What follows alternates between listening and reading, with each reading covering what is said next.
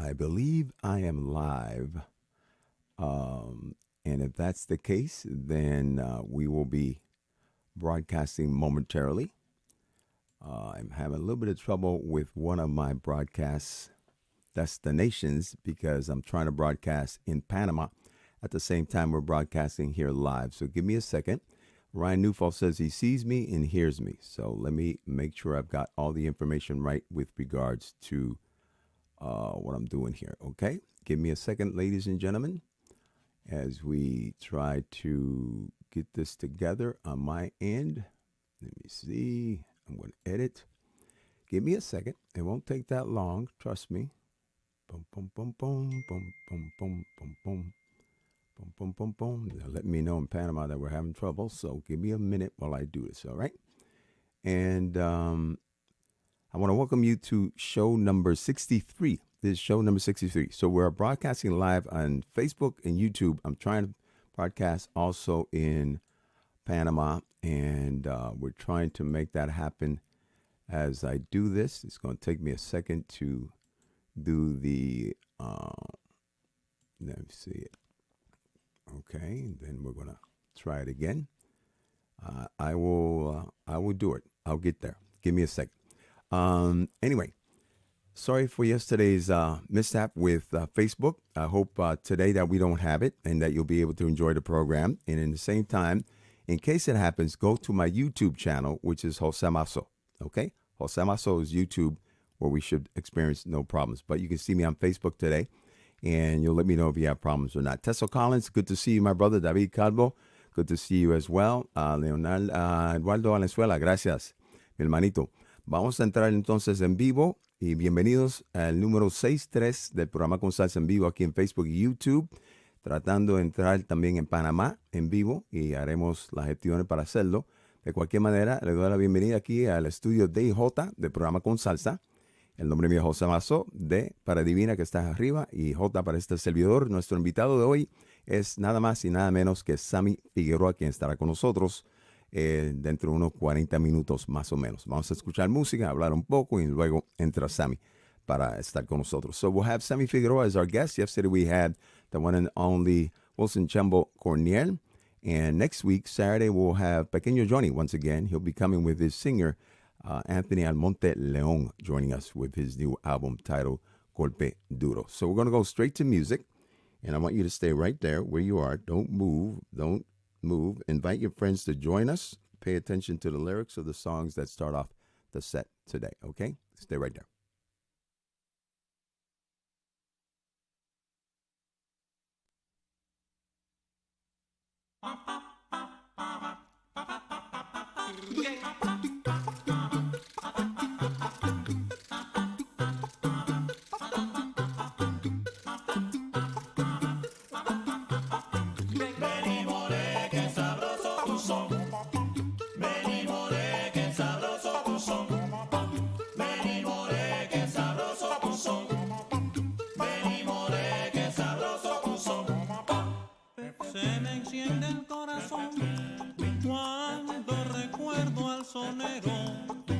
Bárbaro del ritmo entero que entregó su vida al son. Su recuerdo y su canción me estremecen toda el alma. Veo su imagen en calma, diariamente renaciendo, que se mueve sonriendo, cantando de palma en palma tu Luis. Ven y more, que sabroso tu son. Ven y more, que sabroso tu son. Quiero cantarle esta vez al maestro del sabor y pongo todo mi amor homenajeando amores que vuelo a él. Ven y no te olvidaré por tu música de altura. Y hoy evoco tu figura, cantando con emoción. Y te veo retozón, bailando con toda Cuba. Ven y more, que sabroso tu son. Oye como canto, ven y como bailo, que guarachón. Ven y more, que sabroso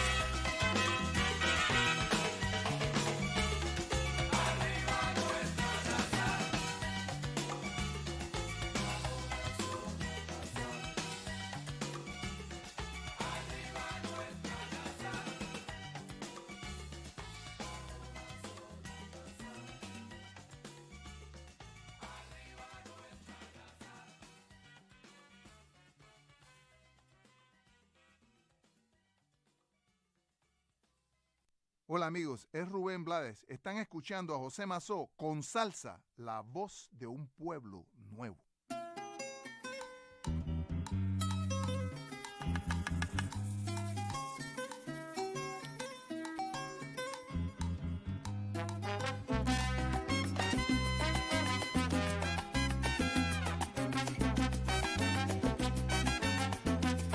Yo era un obrero disciplinado, nunca faltaba a trabajar. Tenía mi empleo, tenía mi casa y un carro nuevo para pasear. Todo en mi vida estaba planchado, nunca miraba al que estaba atrás. Y los domingos yo iba a la iglesia, daba mi diezmo y a veces más. Y los domingos yo iba a la iglesia, daba mi diezmo y a veces más.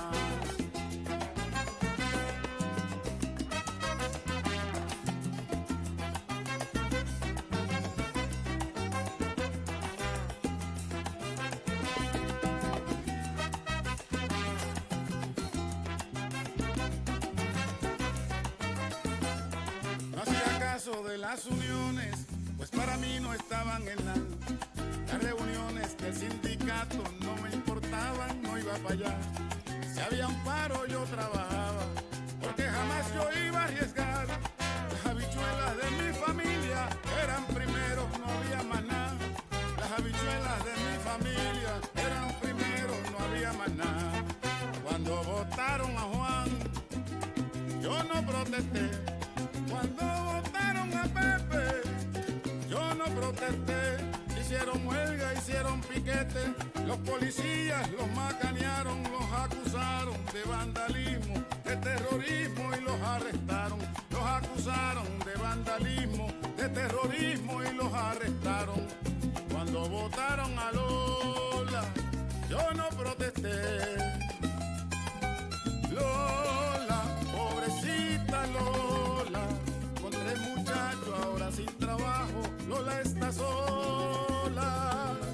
Lola, pobrecita Lola, con 3 muchachos ahora sin trabajo, Lola está sola.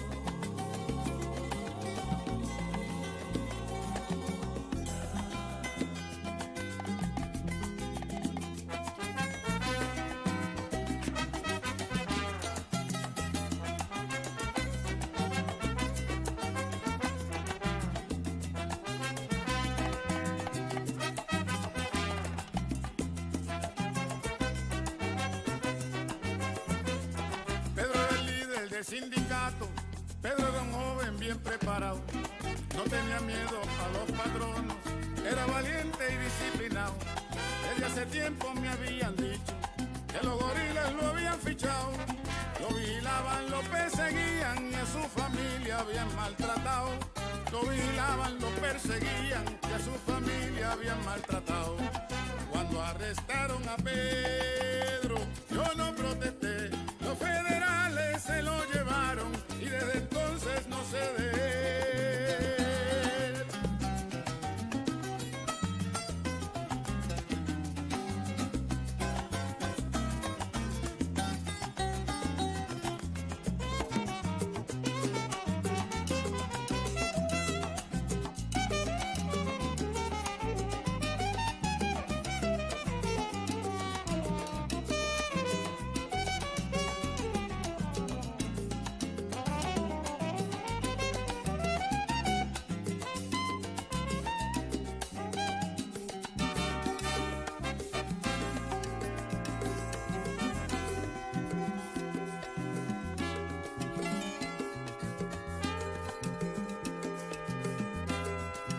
Por uno lo despidieron y contrataban solo extranjeros. Que obedecían, los explotaban y además les pagaban menos. Llegó el momento, yo no hacía falta y me votaron también a mí.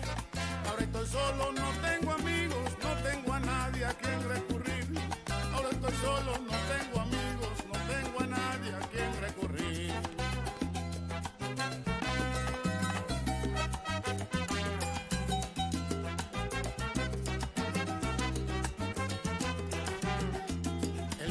Sin alma, primero nos quitó la tierra, se robaron el fruto de nuestro sudor y ahora nos botan como bagazo.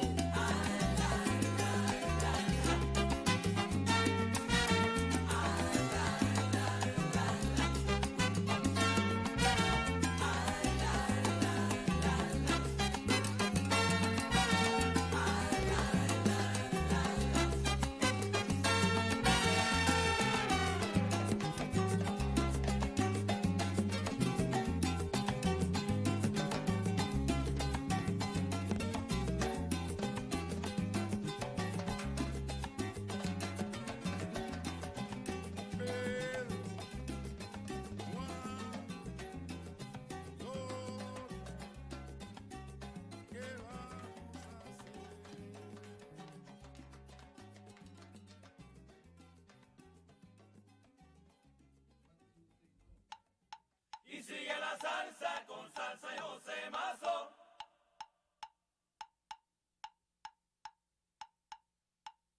Y sigue la salsa con Salsa y José Mazo.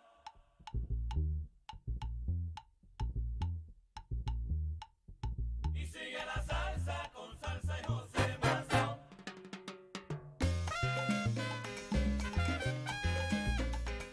Bueno, mi gente, ahí escucharon Andrés El Jíbaro Jiménez, Yo no protesté, canción que viene de su disco titulado Desde mi balcón. Andrés El Jíbaro Jiménez de Puerto Rico, canción con un mensaje social, cultural y político. Y comparto esta canción con ustedes en estos momentos que estamos atravesando aquí en los Estados Unidos. un llamado a que cada uno de nosotros hagamos de nuestra parte. De nuevo, bienvenido a la edición número 63 del programa Con Salsa en Facebook y YouTube Live. Hoy también transmitiendo en vivo en Panamá por medio de Tropical Moon TV. Así que le doy la bienvenida a aquellos que estén en Panamá escuchando el programa de hoy. Y gracias a nuestros amigos allá en Panamá por darme la oportunidad de comunicar con ustedes en vivo. También quiero darle saludos aquí, aprovechar que Rafi Rizari está con nosotros. Rafi Rizari, miembro fundador de el Gran 6 del Solar, quien estuvo con nosotros en una fecha muy importante que voy a compartir con ustedes pronto, donde estuvimos en la capital de los Estados Unidos para la inauguración del presidente de aquel entonces, Bill Clinton, y su vicepresidente Al Gore. Así que estaré compartiendo algunas fotos. So let's go through this very quick. Nilda Quijano says, aquí desde Puerto Rico, grandes recuerdos de cuando vivimos en Boston. Ralph Rizar is in the house. And our daddy said, thanks for brightening up this dreary afternoon, Jose. Peace and blessings to you and your family. And Ralph Rizar says, I'm good, thanks, David. Y también escuchamos, para comenzar, dicho sea de paso, la canción de Vocal Sampling, una agrupación de a capela de Cuba, con una producción de nuestro amigo Sammy Figueroa, que será nuestro invitado el día de hoy, la selección dedicada al gran Benny More. Y también por aquí tenemos saludos, y son muchos, así que vamos a ver si llego a algunos de ellos. Wilma Colón, también saludos para ti, Wilma, de parte mía aquí en el programa. Vamos a continuar. Me habían solicitado esta selección de el gran Rey Barreto, con Adalberto Santiago, Celia Cruz, De Repente. Adalberto aquí con Rey Barreto y echando pa'lante.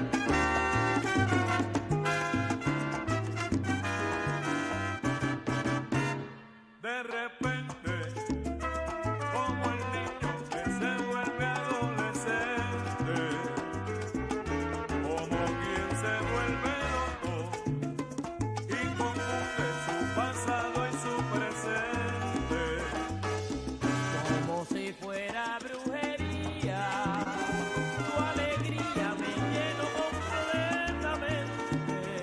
Qué milagro fue, vida mía, qué manera tienes de amar, ay de amar. De repente me moría por seguirte la corriente, por la noche y por el día, te veía en cada rostro de la gente, niña mía. De repente caminaste los caminos de mi mente, le quitaste las arrugas a mi frente y sembraste tu sonrisa en mi dolor. Vida mía, tu locura me inundó violentamente.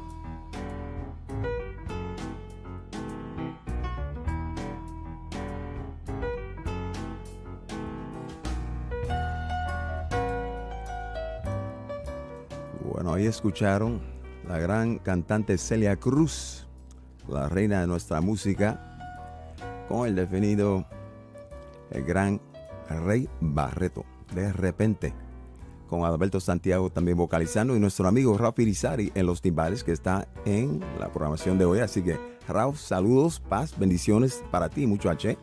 También saludos para David Romero allá en Las Vegas, que está en sintonía. Y por aquí también Oscar Villarini. Oscarito, saludos para ti y tu papá. Espero tenerlos aquí como invitados en algún momento, así que quiero que sepas que la invitación viene por ahí, ¿ok, mi hermano? Te quiero mucho, que Dios te bendiga y felicidades a ti.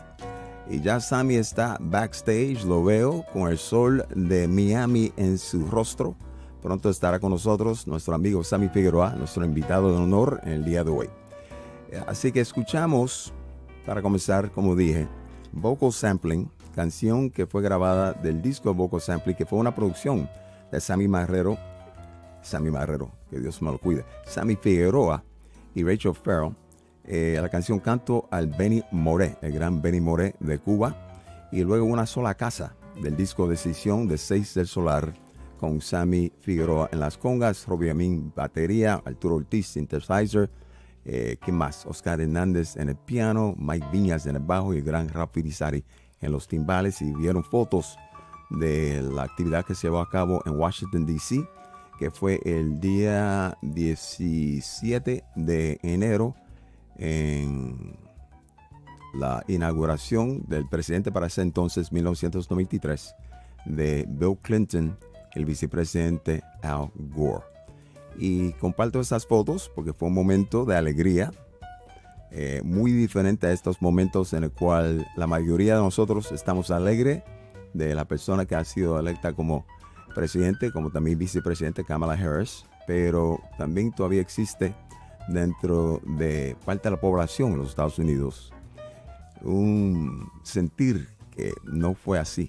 O sea, la realidad no le ha llegado todavía a estas personas, incluyendo al mismo presidente actual. Así que vamos siempre pensando que la luz es lo que alumbra y que la luz será lo que al final a cabo es lo que va a salir bien. Así que saludos a cada uno de ustedes. También escuchamos la selección Yo No Protesté desde mi balcón del gran Andrés El Jíbaro Jiménez.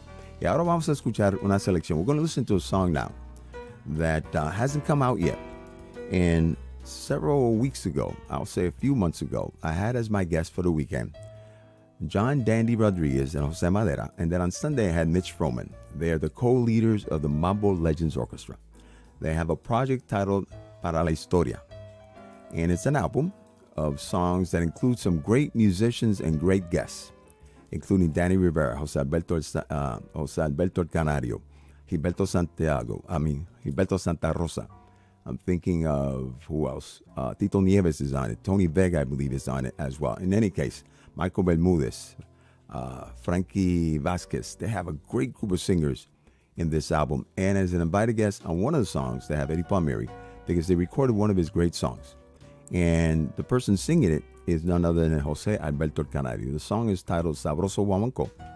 The album has not come out yet. I'm working hard, because you asked me to, with some other people to see if we can make this happen, make it a reality, so that in the year 2021, we can all rejoice with the sounds of the Mambo Legends Orchestra and this fine recording titled Para la Historia. When you hear the album, you're going to love it. You're going to go out there, but I'm going to need your support. Once we get this going, I'm going to need your support on behalf of the Mambo Legends Orchestra. So I'm going to count on each and every one of you. But I'm going to give you a taste with this song, which is one of the songs from the album, as I mentioned before, featuring Jose Alberto El Canario and Johnny Dandy Rodriguez on bongo, with Jose Madera on timbales, and Mr. Swing, George Delgado on congas, and Eddie Palmieri, invited guest, on the piano. You're going to love this track.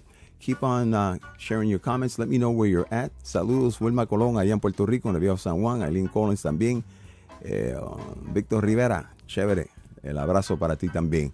Déjenme saber dónde están ustedes. Como le dije, ahora estamos en vivo en Tropical Moon, en Panamá.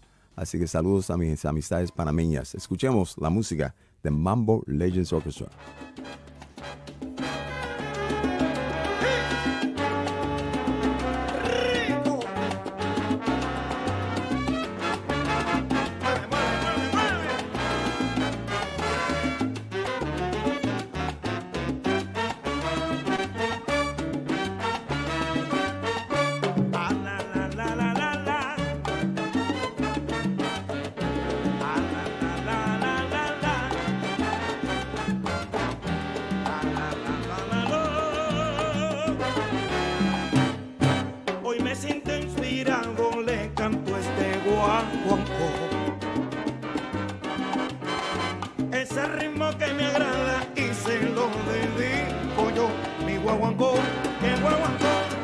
guaguancó más sabroso. Mi guaguancó, mi guaguancó, qué sabroso. El sabor inconfundible de este ritmo cadencioso. Tiene melao y sabroso y su tumbao es terrible. Mi guaguancó, mi guaguancó, qué sabroso. Mi guaguancó, mi guaguancó más sabroso.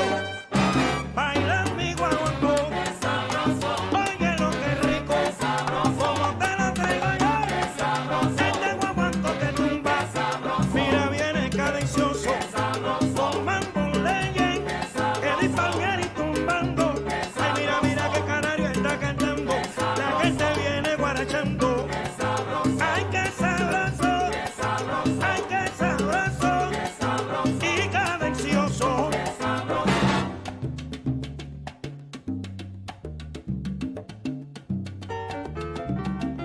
Acaricia el piano, Palmieri.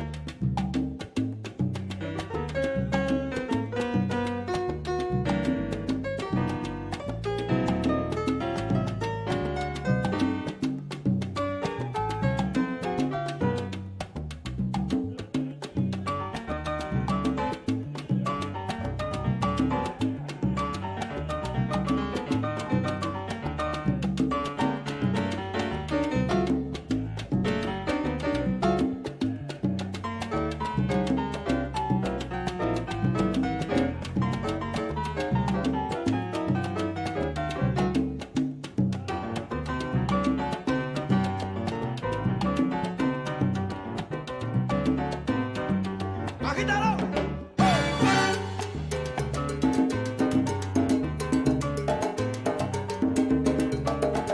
Dale duro para que aprenda.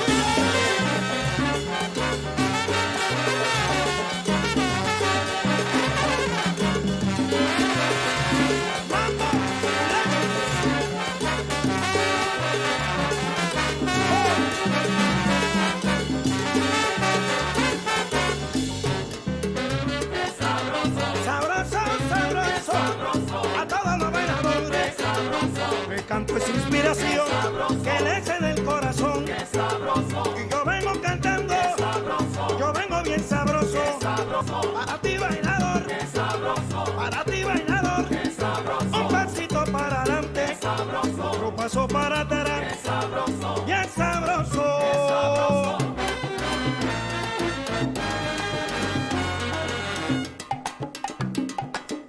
Camina Johnny, camina Johnny.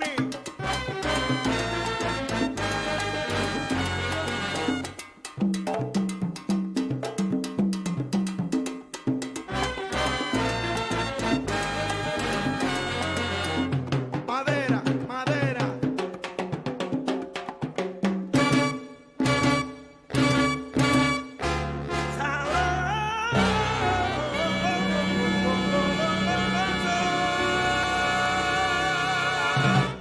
Ayude a prevenir el COVID-19 con distanciamiento social. Use el teléfono, FaceTime o mensajes en línea para comunicarse con sus amigos y familiares. Quédese en su casa el mayor tiempo posible. No se reúna en grupos. Manténgase a una distancia de 6 pies o 2 metros de las demás personas. Evite estrechar las manos o dar abrazos. Y por favor, continúe lavándose las manos con frecuencia. Visite mass.gov/COVID-19 o llame al 211. Un mensaje del Departamento de Salud Pública de Massachusetts.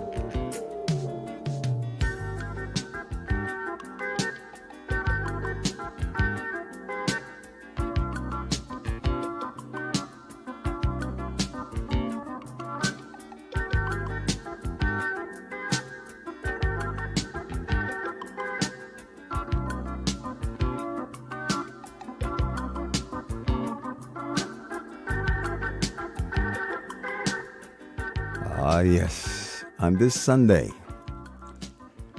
today is November 15th, Sunday, November 15th, and the selection we're listening to is Azimuth, Last Summer in Rio. Before I give you a wrap-up of what we heard, let me say hello to a few people who are tuning in. Saludos a Ralph Irizarry, one of the original members of the Salsa Solar, and of course, Salsa Solar Latin Jazz Project that you heard in the beginning of the program when they did the selection titled Decisiones.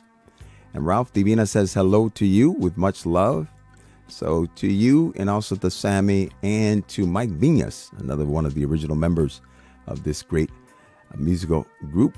And here's a picture that will bring us back memory lane. You see Ralph Irizarry, you see myself, Divina, Oscar, Sammy, Mike, Juan Gonzalez, the great Puerto Rican baseball player that played with the Texas Rangers, and then my dear friend A.J. Brown. This was at a concert here in Boston that featured also Eddie Palmieri. It was Eddie Palmieri and Salsa Solar several moons ago. But that photo brings back many memories. Sammy's looking at it right now from backstage and smiling because it brings back memories for him as well. And there's some other people I want to say hello to. René Campos, saluditos a ti. Nuestro amigo René de Panamá, quien vivió en Nueva York por muchos años, se encuentra en Texas, en Dallas, Texas. Y también saludos para Ricardo del Rosario, Aline Collins, que se encuentra bailando mientras cocina, José Arroyo, tocando sus congas. Tremendo timbero, José Arroyo.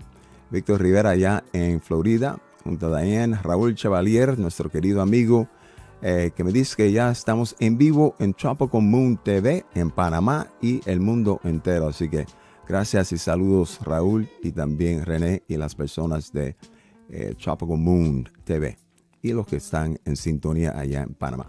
And there's some other people I want to say hello to. Jimmy, where are you? Jimmy Camacho. So Jimmy and I go way back when he was very, very young. I won't say how young he was. And he's been listening to my show for I don't know how long. So Jimmy, you're going to have to tell me how long it's been that you've been listening to my show. But he is someone who I admire and respect. And when it comes to his musical tastes, he is up there. He's up there. He knows good music, and he suggests some good music to me from time to time. So again, share this with all of your friends. We're now on Facebook and YouTube. Facebook, it's at Con Salsa Jose Mazo. That's the link. And YouTube is the channel Jose Mazo.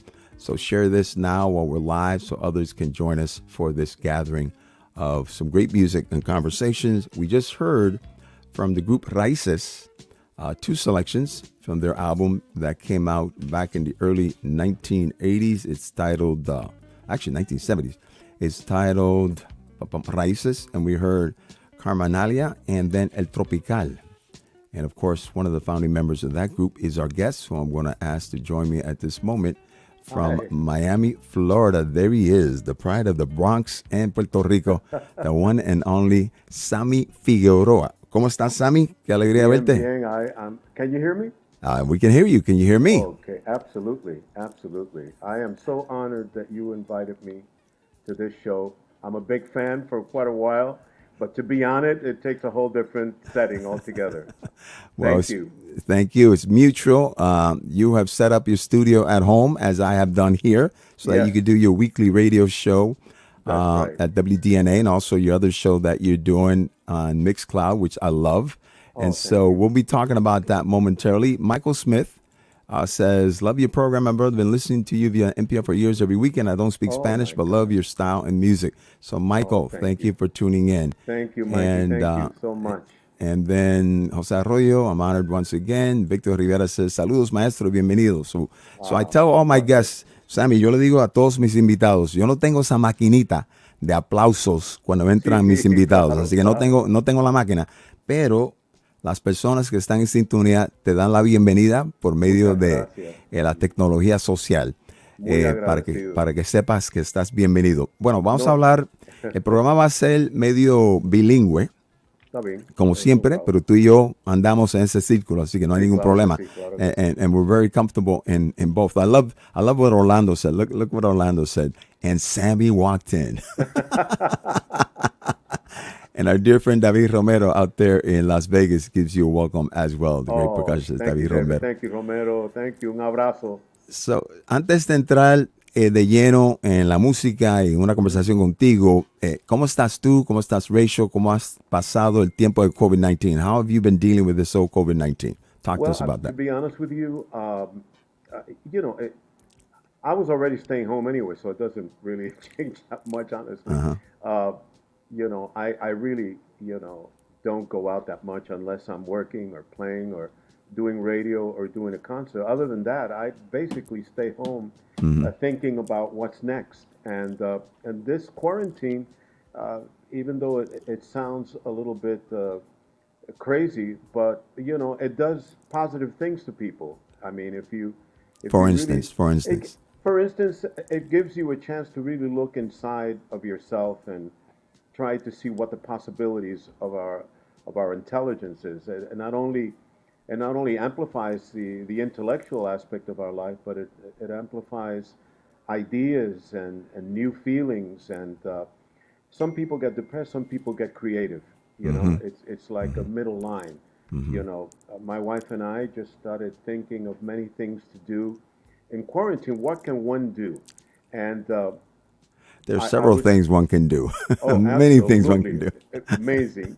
I did a concert here in my house, right here in this living room for the Kennedy Center, about a month or 2 months ago, which was quite fascinating.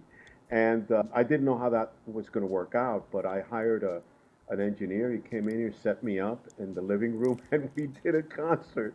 And I was amazed after we did the concert. It was only a trio. There was only piano, bass, and percussion, and that's it. It was just a little trio, but it came out incredible. So the possibilities are staggering when you really focus and you really want to do something.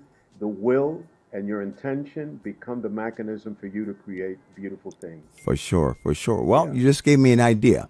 Next summer, I can see Sammy, Rachel, and maybe 2 other cars driving up the East Coast and doing yard parties where someone like myself or Eileen Collins, wherever she might be, or Jose Arroyo or whomever says, I'm going to have Sammy Marrero and his trio here this evening in my yard, in my backyard.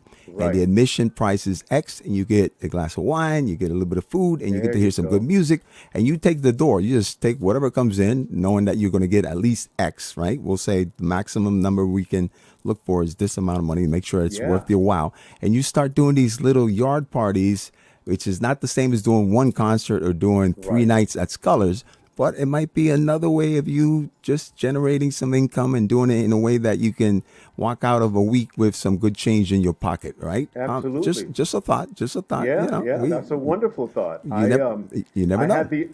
You never know. I just did a virtual concert in a concert hall. There was no audience, just cameras, and we did a full concert. You know, and on a beautiful stage, just like you said. There you go. We've done that, and then we've done concerts. I just did a concert in a church, a very ancient church that's about 300 years old here in Miami, and we were all masked up. The audience was totally sitting separately, and it was just amazing that we were able to pull that off. You know? Well, I think you're right. I think COVID-19 does bring some other aspects of how we can use our time in a creative way, and also how we can be introspective of ourselves and really connect with each other in the whole ecosystem of life. Tienes saludos por aquí, nuestra gran amiga Wilma Colón dice, Sammy Figueroa, abrazote desde el viejo San Juan, querida. Wilma, te quiero mucho, que Dios te bendiga. Igualmente, Wilma, we've known each other for years. Wilma, un abrazo, corazón. Sabes que Wilma es una guerrillera, una de las mejores cuando viene a nuestra cultura, a nuestra música. Sammy, mira, obviamente quiero hablar sobre tus momentos con Seize Solar, con Raíces, con todo lo que tú has hecho, pero vamos a comenzar de comienzo. ¿Dónde naces y cuándo es que hay un interés de parte tuya por la música? Mira, yo nací en el Bronx. I'm from the Bronx, New York, of course. Pero mi familia, mis abuelos, cuando yo tenía como 11 años, me sacaron del Bronx y me llevaron para Puerto Rico. En aquellos tiempos, pues, había ciertas dificultades.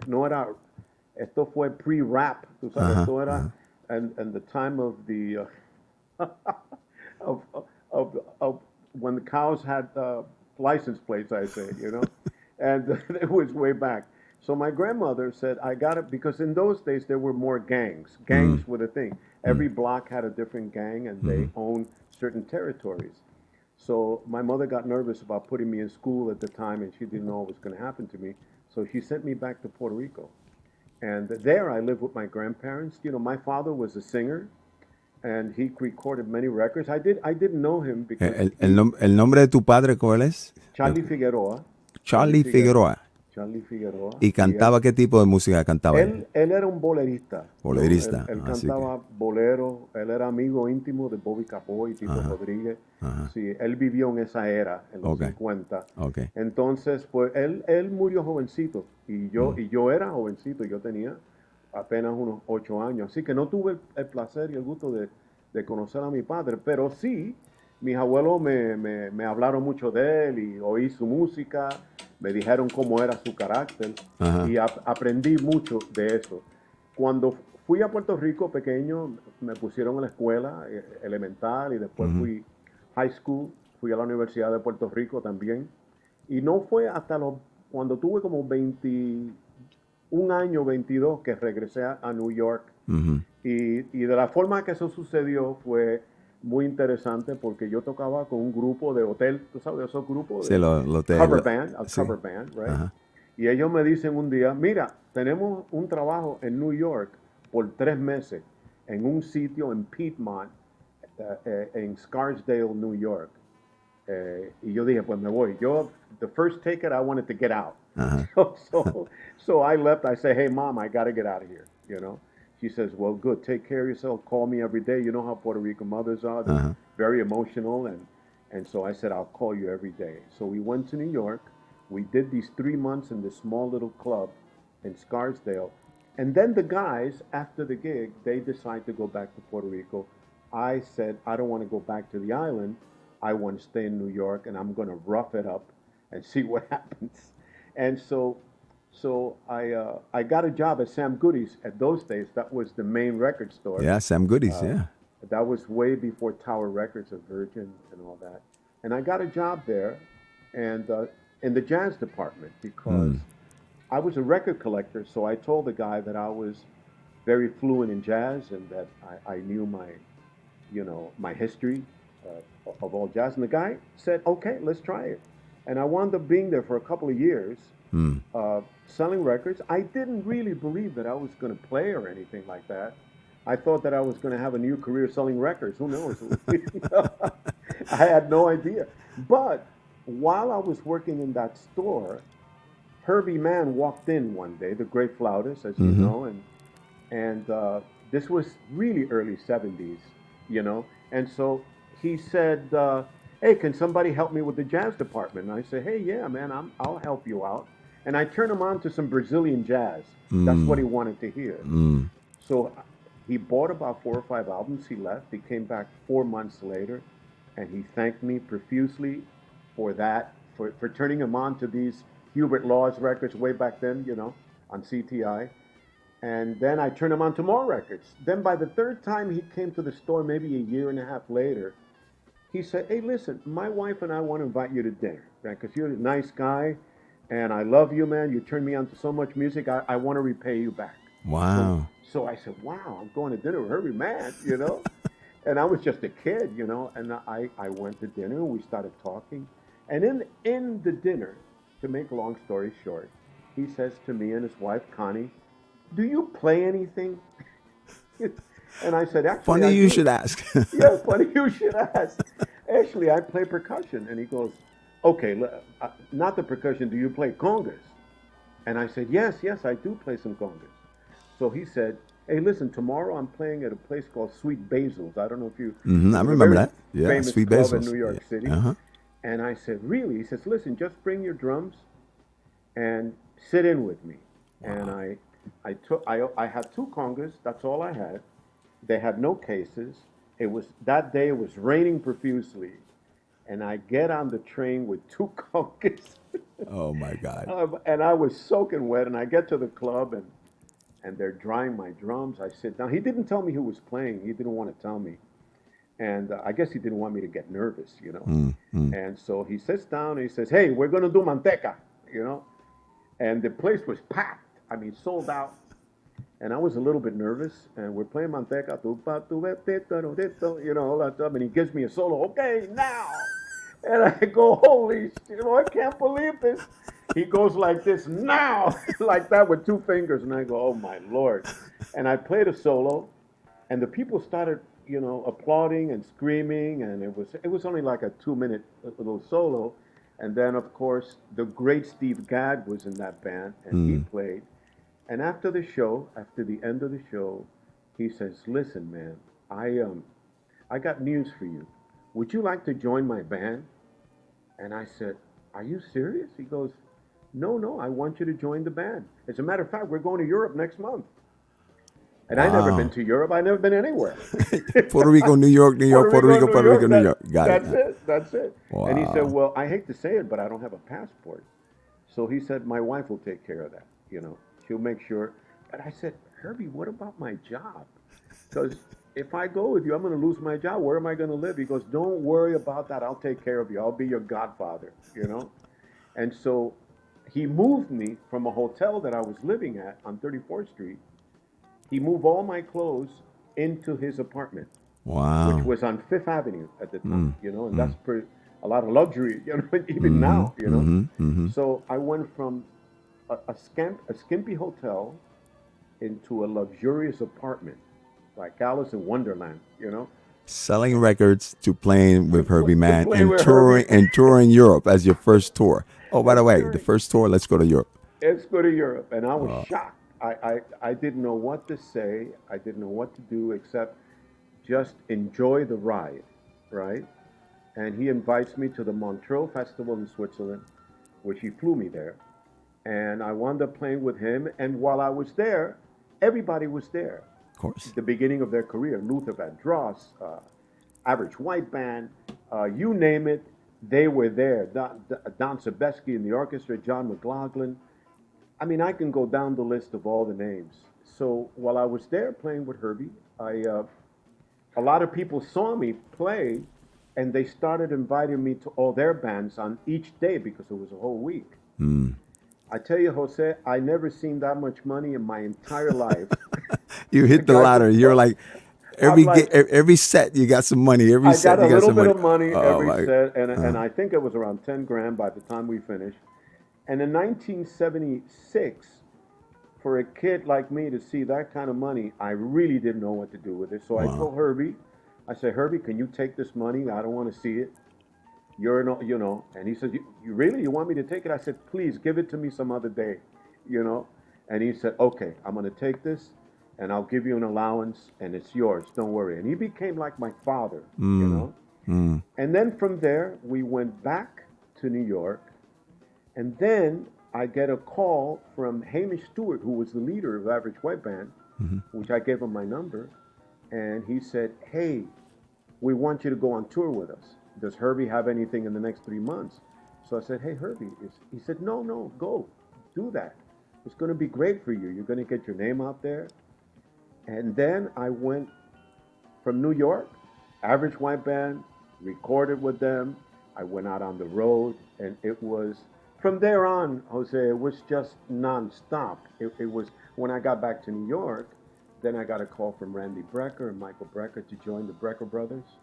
And I was in that band for 11 years, you know, and I was in the formation of it, you know, one of the founders, one of the beginning.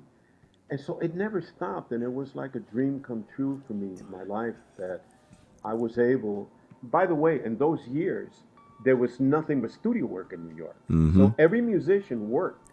Yeah. You know, every musician. It didn't matter if it was salsa, rock, pop, jazz. And there were jingles and there were TV commercials. There were all those kinds of things happening. So New York was jumping. Hold on a second, because we're going to segue. Wilma Colon is laughing and crying. Rafi Rizadi, you're right, Rafi. This morning I spoke to my dear friend Edgar Nevares, and we were talking about the broadcast today, and we're talking, of course, about Sammy Marrero. So I've been calling you Sammy Marrero, Sammy Figueroa, Sammy Marrero, Sammy Figueroa. And so Rafi's cracking up over there. Jose, it's Sammy Figueroa. Sammy Marrero, with all due respect, Sammy Marrero, this is Sammy Figueroa. Let me introduce you. Rafi, and I love you. Yeah, you know how much we love Rafi. So talk to me about how it was that the first time I saw you perform, La primera vez que yo vi a Sammy Marrero, mira cómo lo digo, no, Sammy Figueroa, fue en este lugar, miren ustedes, aquí. Latin Salsa Concert to Save Jazz Radio. Wow. October 20th, 1975. Look at the lineup. Miren, Bobby Rodríguez, la compañía, Conjunto Melao, Raíces, Seguida, Orquesta Nobel, Ricardo Marrero y el Grupo Folclórico Experimental, Eddie Palmieri con Lalo Rodríguez. Celia Cruz también cantó. ¿Qué iba a decir? Ricardo Marrero tenía a Dave Valentín en la flauta, Mike Viñas en el bajo, Ricardo en los vibrófonos. Ustedes habían tocado en agosto en un lugar en el Village antes de tocar aquí. O sea, la primera vez que tocaron en Nueva York fue en un lugar en el Village. I can't remember the name. I know it.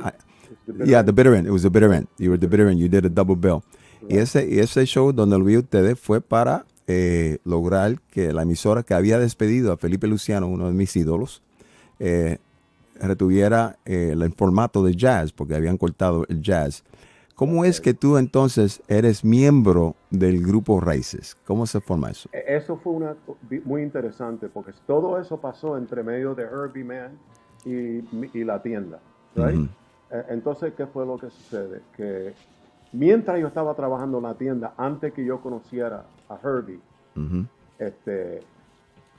yo recibí una llamada por teléfono de la persona que fundó Raíces, Gonchi Cifre y Juan Meléndez. El gran Gonchi Cifre, la batería. Y Juan Meléndez, flauta y saxofón. Flautita, exacto. Y me llama, me dice, mira, Sammy, yo sé que tú hace tiempo que estás en New York, pero formamos un grupo, Raíces, y estamos por filmar con Atlantic Records. Y yo dije, wow, ¿en serio? Me dice, sí, Sammy, nos quieren filmar, pero queremos ensayar por 3 semanas y hacer 4 conciertos en Puerto Rico, y Atlantic está dispuesto a pagar por tu boleto para ir para Puerto Rico. Yo cogí un leave of absence por un tiempito, no mucho, y me fui para Puerto Rico y ensayé con los muchachos, y el grupo sonaba formidable, y hicimos un par de conciertos con Alberto Carrión, el gran cantante, y después de eso, pues fuimos para New York. Yo volví a la tienda, yo volví a mi trabajo, y el grupo estaba haciendo los ensayos. Yo terminaba mi trabajo a las 5 de la tarde y a las 6 ensayábamos. Entonces, así que no perjudicaba mi trabajo. Entonces, filmamos con Atlantic. Después que filmamos con Atlantic, hicimos un par de conciertos, el del Bitter End que tú dijiste, y abrimos para Miles Davis en el Schaefer Jazz Festival en Central Park, que yo todavía no lo puedo creer que hicimos eso, porque era un grupo que nadie conocía, ¿verdad? Estaba empezando y nadie conocía lo que era Raíces. Y mira, vamos a tocar abriendo para Miles. Y dije, pero ¿cómo es posible que eso nosotros, y yo estoy trabajando en una tienda, vamos a abrir para Miles? Cosa de locura, ¿verdad? Entonces tocamos. Entonces Miles dice, no, yo no quiero que ellos abran para mí, yo quiero tocar y irme para casa. And so he said, listen, I don't want no band opening for me. I want to start. Yeah. But that was at the time that Miles was going through a lot of changes in his head. And this was a very difficult time for Miles. Miles had Don Elias, all those guys in the band. And so he opened, but he was in such a bad mood at that time in the concert that people started booing. Because he gave his back to the audience, and they were expecting the Miles that they know in the 60s with Tony Williams. They were expecting that, but they didn't get that. So Miles only played for 15, 20 minutes, and he walked away from the stage, and the whole band left. So the guy says, you go on now. You go on now. You became the closing act. You became the headliner to Miles Davis. Exactly. So we start playing the music that you heard, and we're going... And we're doing our thing, and we're not even thinking about the audience. We're just having a good time. The audience went nuts, and they were cheering, and they said, finally, we hear some great music, right? And then when we finished, it was like we were like in heaven. We were so happy. The people from the concert said, they booked us on more gigs.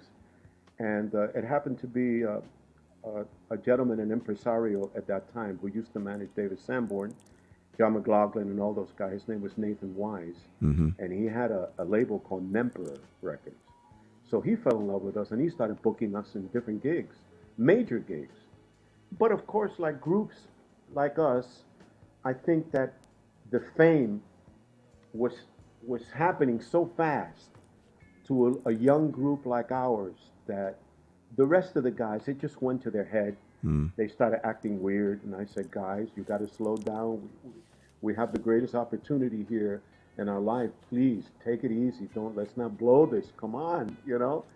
And they said, no, we demand this, and they started doing this. And Nathan Wise just said, listen, man, I can't handle that right now. So the guys wound up leaving and going back to Puerto Rico, and I stayed in New York. And from the moment I stayed in New York, Jose, it never stopped for me. It was like a blessing. I started getting calls by so many great artists every week, and I was recording with Diana Ross, with oh my God, with so many, Chaka Khan.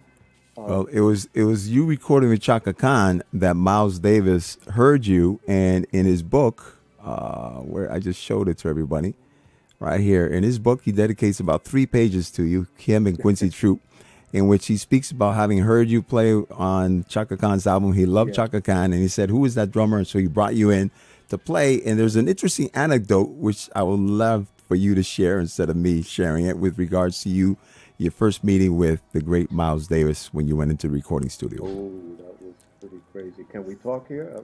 I feel like Joan Rivers. Can we talk? Well, you know, I had just come from Europe from a tour with Herbie, and I went home in my apartment in New York, and the phone rings at 2:30 in the morning, something like that, 2 o'clock, I don't know. And I pick up the phone, and I said, hello, and I hear this voice go, listen, I need you to come over right now. You're Sammy, right? And I went, who in the world is this, man? I thought it was a friend of mine just joking, so I hung up. And so the phone rings maybe like, I don't know, 16 minutes later, and it picks it up and goes, I'm going to kick your ass. He said, if you hang up on me again. And I said, listen, it's 2:30 in the morning. Come on, man. Whoever it is, I don't have time for this. I'm tired. I just flew 12 hours, blah, blah, blah. I hung up again. And a phone rings about 3:30 in the morning, and it was Tio Macero, who was one of the greatest producers of all time. Yeah.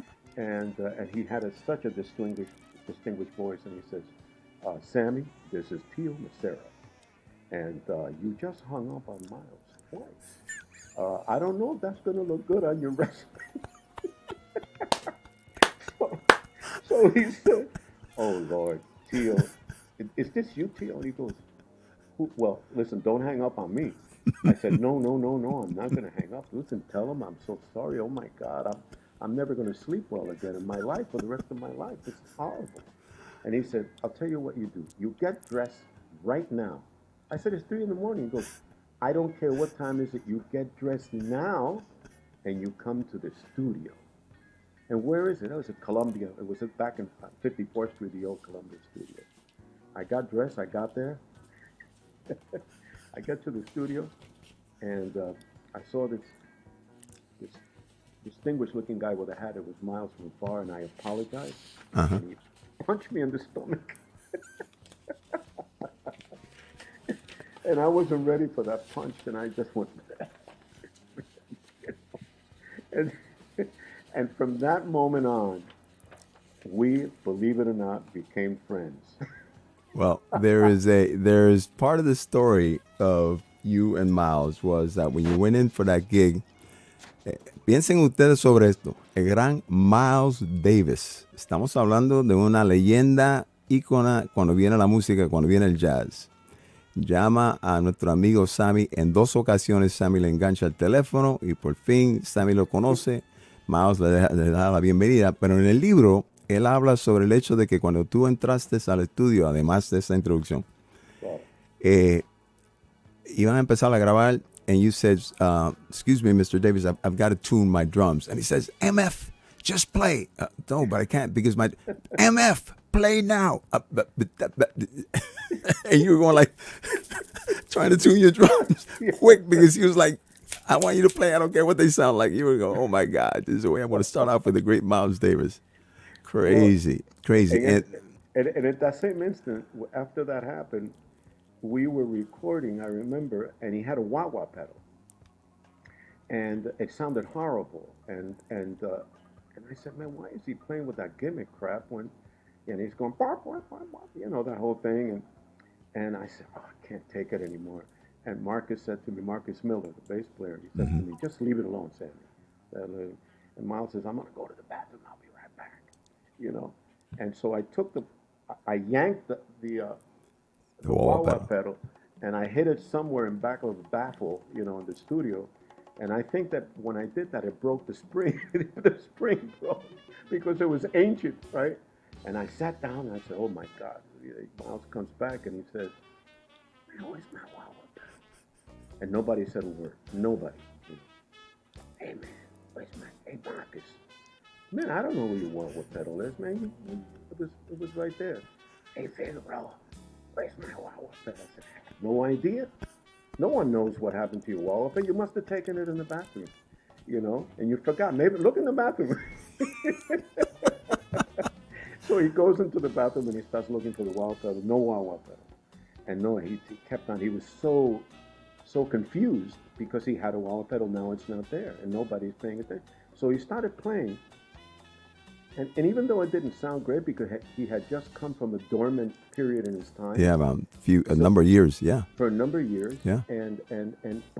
But as he was practicing, the sound was coming up. Yeah. And all he needed was to keep on playing. And man, in about a half an hour, he started sounding like Miles. That's all it took, a warm-up. Yeah, he took away the wah-wah, he sounded like Miles. He started sounding like Miles. And then he started playing. Yeah.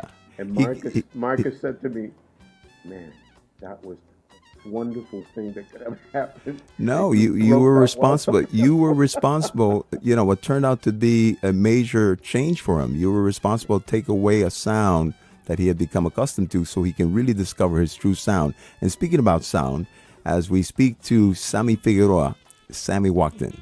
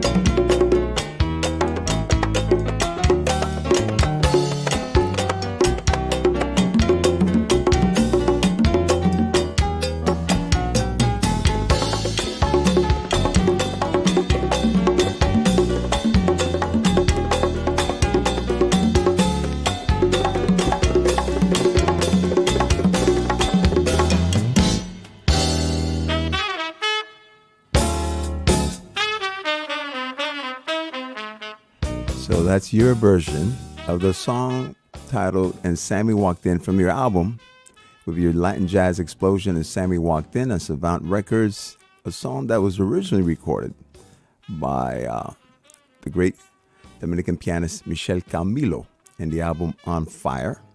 And even though that's a CD that you see there, I've got the album here in my hand, part of the 5,000 albums that I have in back. Sammy, one of the things about COVID-19, it's allowed me to go through each one of my albums and read the liner notes and get all this great information. You know, the things that you used to love to do when you were working in the record store. And of course, the story behind And Sammy Walked In is another one that we're going to have to hear because it was very special. Michelle speaks about it often. Hablemos sobre esa historia. Y Sammy entra, and Sammy walks in, de parte de Michelle Camilo. ¿Cómo pasó eso? Well, I started with Michel many, many years ago when he had just come from Dominican Republic. We had a group called French Toast. I met him, and we formed this band called French Toast. And it was with Anthony Jackson, all those guys, Lou Soloff, oh my God, Peter Gordon, oh my God, Chris Hunter, if I remember every musician, Dave Weckl, all those guys were in the band.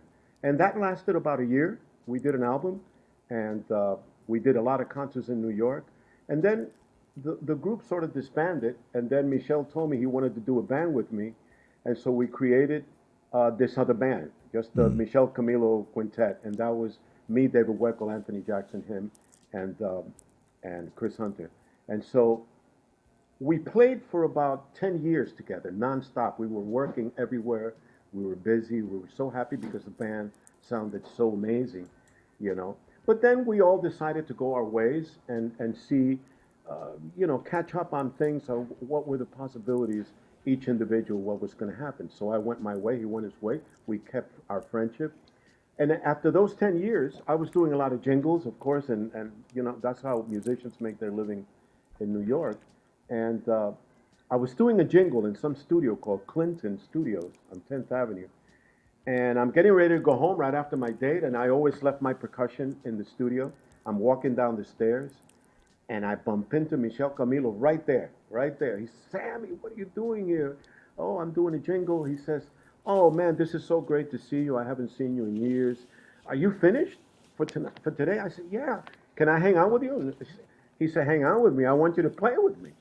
And I said, wow, now? He says, yeah. Do you have congas here? I said, yeah, they're right here. Okay, I'll tell somebody to bring them down because I want to record a couple of tunes with you.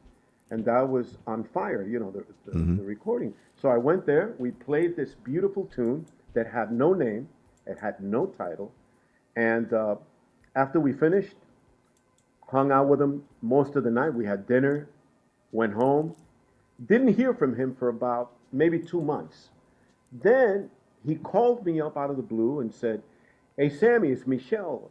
I wanted to tell you something, man. I've been busy, but I named the tune after you. And I said, what do you mean? And he said, it's called And Sammy Walked In. I said, really? How is that? He said, what made you come up with that idea? He said, well, look, I didn't see you for 10 years. You came right in the studio. It was an incredible meeting. And it couldn't have been more appropriate to call it And Sammy Walked In. And he said, wow, very clever, man. And that tune became a Grammy Award. It won him an award for On Fire, the record. And I was so proud because normally you dedicate tunes to people who already died. And Michel speaks about it. He loves you, you know. He thinks the world of you. And he has told me that story so many times, and I just wanted to hear it from you. Let's get a couple of comments here. My good friend Richard Snyder from Brown University. Saludos, hermanos. Great story about Miles Wawa Pero. Sammy Shout is one of my many all-time uplifting tracks. You hear that? Oh, my God. That comes from Richard. And then our dear friend Rodrigo says, good stuff. Michel Camilo es un virtuoso entre virtuosos. Eso es cierto. And he's sharing a video there for people to go to YouTube. And then Victor says, otra vez, Kismet. Yeah, that happens to my man a lot. And then there's a question from Lorig. How did you get involved with Savant Records? We're going to get to that. So I want to go back to Raíces because in the musical history of Puerto Rico, Raíces, and also for music in New York, when I saw you perform at that benefit concert, había rum rum, ¿no? O sea, donde quiera, comentarios. Mira, hay una banda que vino a Puerto Rico, tremenda banda, y filmaron con Atlantic Records. Signing with Atlantic Records for a young group was a big deal for everybody, oh my God, yes. right? Oh, And when we saw you perform, you had Ganchi on drums, who was a Right. monster, right? Ganchi is a legend in Puerto Rico. And you had Juan, you had Amaury Lopez, the pianist, may he rest in peace. Right. Roberto Puras on bass, and you on congas, and you played, a variety of things. So it wasn't like what people were in their mind expecting, right? Band from Puerto Rico, they're expecting bomba, playing at jazz, whatever, and it was eclectic. Had a lot of Brazilian tinge to it, had a lot of jazz to it, et cetera, et cetera.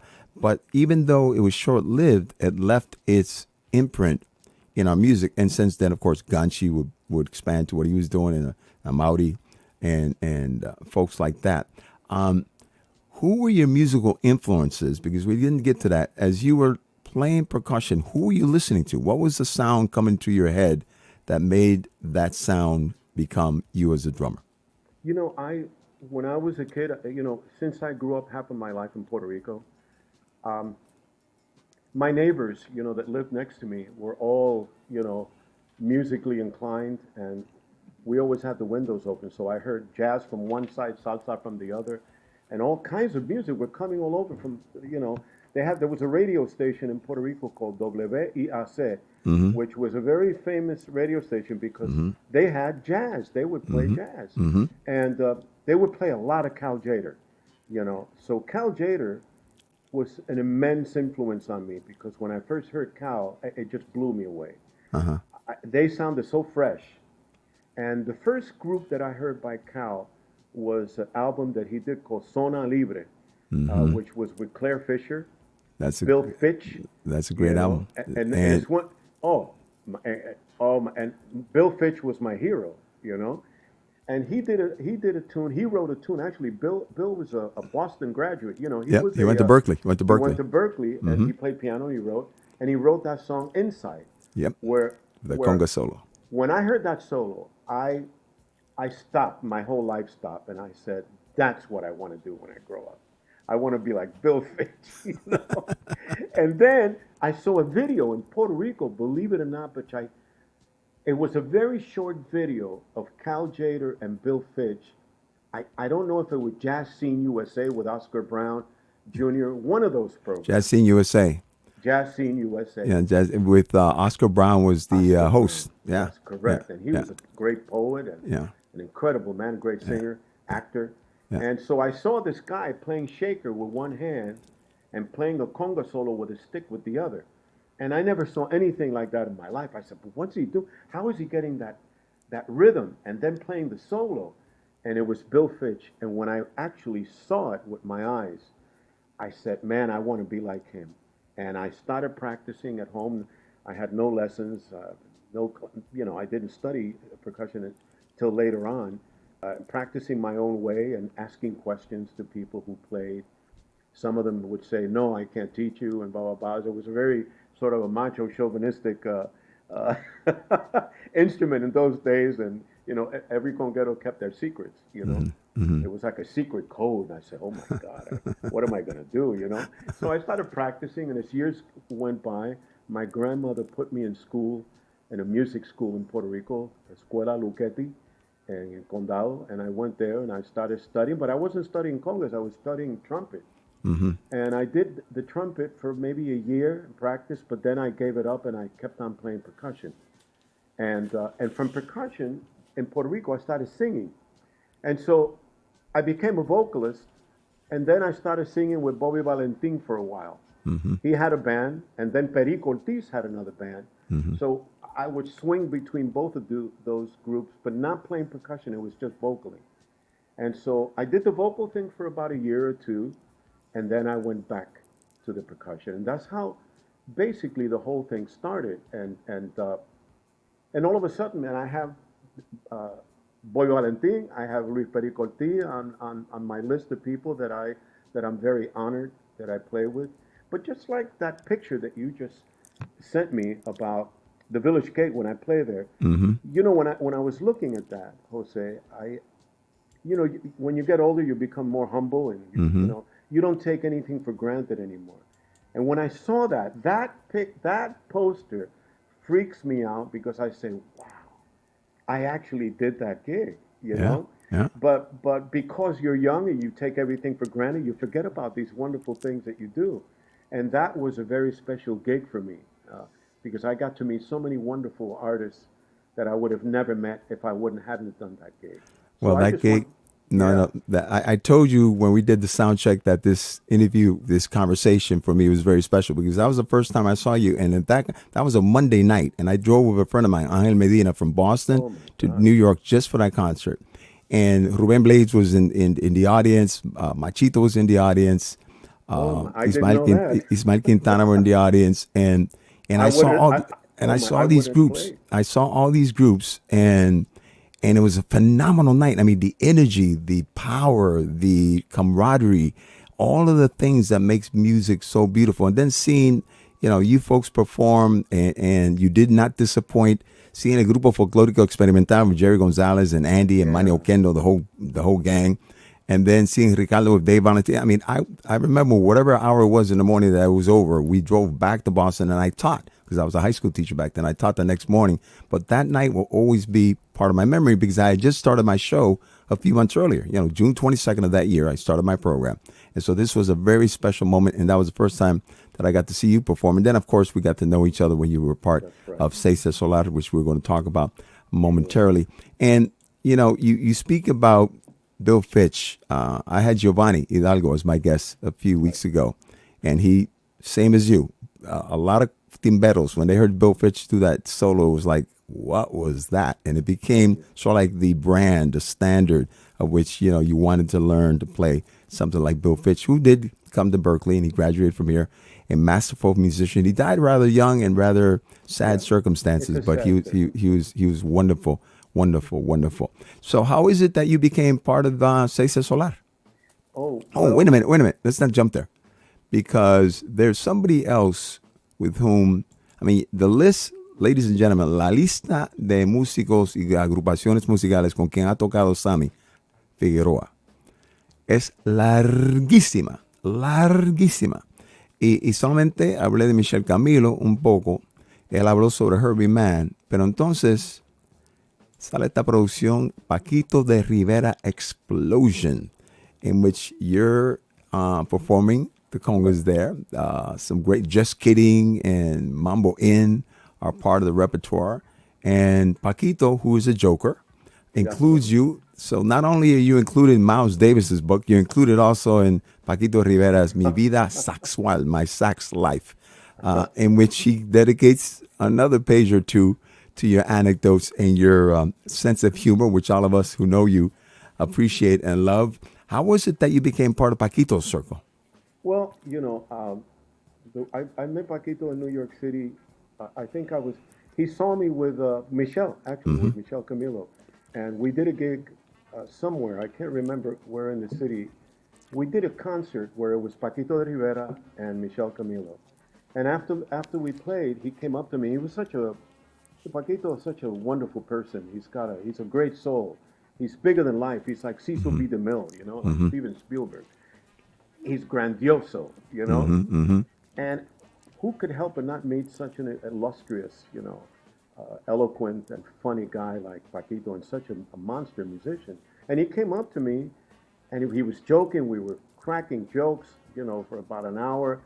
And he said, "Listen, I'm going to do an album next month. I want you on it."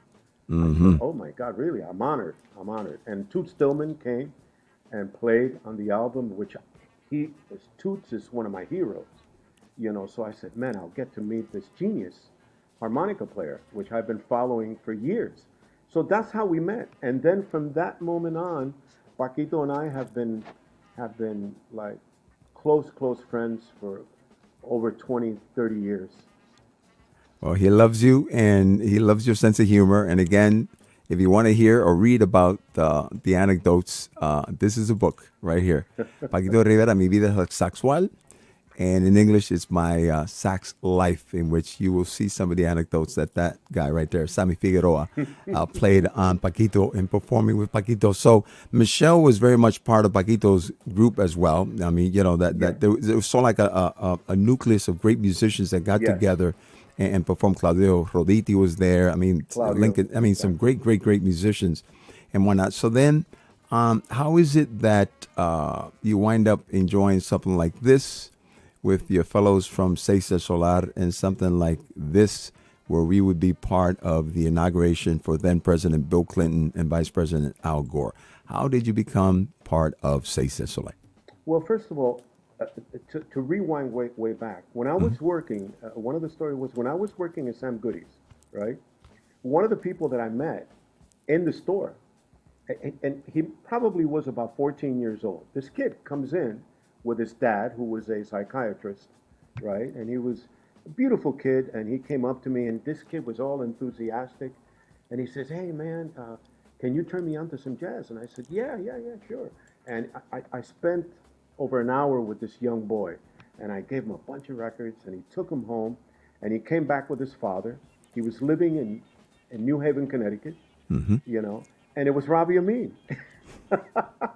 He was a little kid with a sweater, you know, and so that kid became sort of like my son because his father would always take him to Sam Goody's at least once every 2 or 3 weeks to buy records.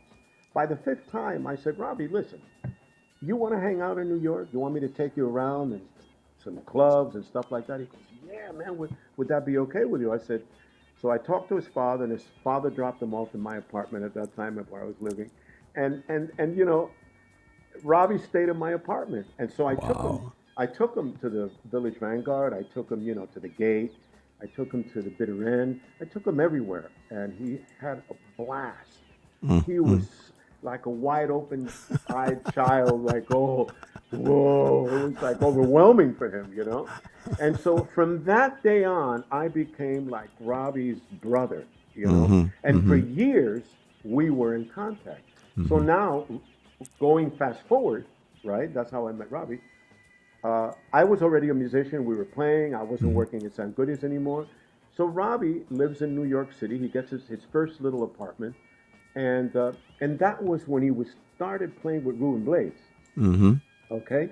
So after years of playing with Ruben, all right, with Cesar Solar and Ruben Blades, he called me up and said, "Listen, Ruben is doing this great album, right? And it's going to be different. It's going to be a complete different album because he's going to incorporate Brazilian, you know, and a lot of different concepts.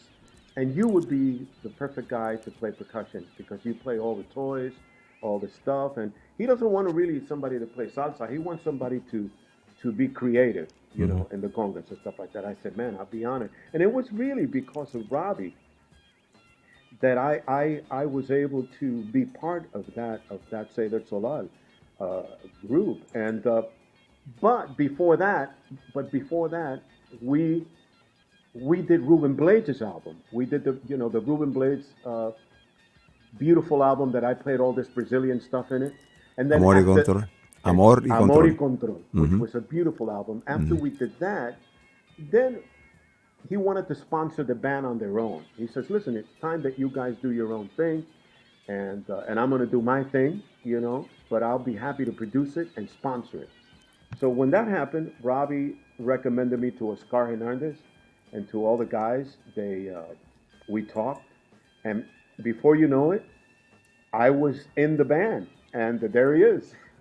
Oscar Hernandez, my beautiful wife Divina. This picture comes from when we were in Puerto Rico. We did a Friday night gig in the Condado the Condado Plaza, and it was Cesar Solar and then Ruben Blades and Son de Solar. And of course, you remember Cesar Solar. So then you were playing with Cesar Solar, and then Son de Solar, Eddie Montalvo played. And then the next day, Saturday, was the concert we did with Willie Colon at the Gran Bithorn Stadium. But this was the night before. It was a gala. And of course, there was my beautiful wife, Divina, in that photo there with Oscar Hernandez. And speaking about Robbie, this was Robbie playing drums, going at it when we did the inauguration for President Clinton and Vice President Al Gore, the great Robbie Amin. And we also got to tour a lot, and it was fun. We did some fun tours, fun places, you know, Barbados and other places that we had a great time. And you mentioned the fact that you were thought of not as a straight, you know, conga player in the traditional sense of salsa, but that you had all of these rhythms that you can incorporate that were Brazilian and all these other things, et cetera, et cetera. That was something that I thought Raíces brought to the table, the fact that they were eclectic in the sound that they made. And you playing with Herbie and being at the record shop and, playing with Michel Camilo and playing with Paquito and you mentioned the Average White Band, Chaka Khan. I mean, just about Miles Davis, When you decide to form your own group, what did you have in mind? Well, that took so many years for me to form a band. It was something that was in the back of my mind, but I couldn't comprehend it. It was a little bit too allegorical for me at the time because I was so used to being a backup musician that I didn't know. I had my doubts of the capability, right, and how can this take form. So from New York, after doing so many record dates and being there all my life, I moved to Miami.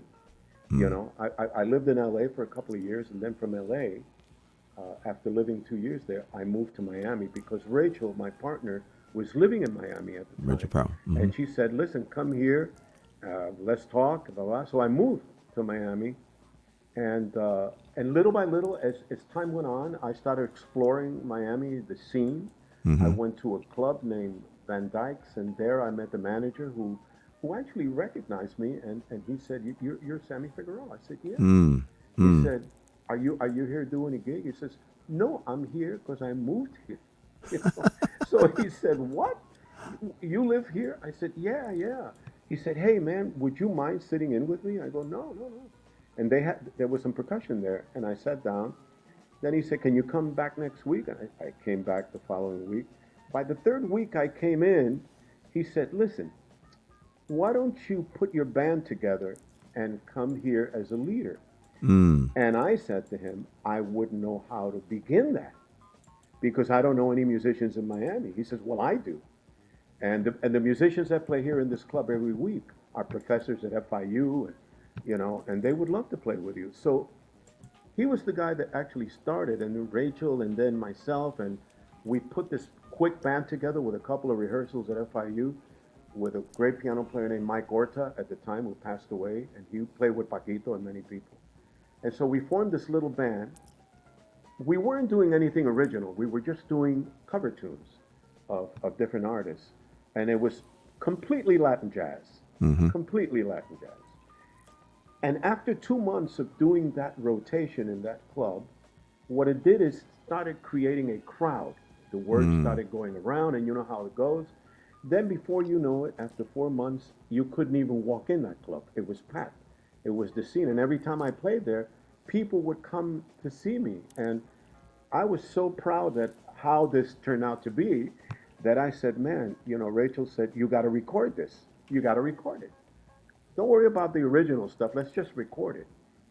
And that recording took like a year because I did it with my own money and I was barely making money, So it took that amount of time. We put it in the studio, we recorded, and Sammy walked in and we decided to call it that because Michelle had written that beautiful tune.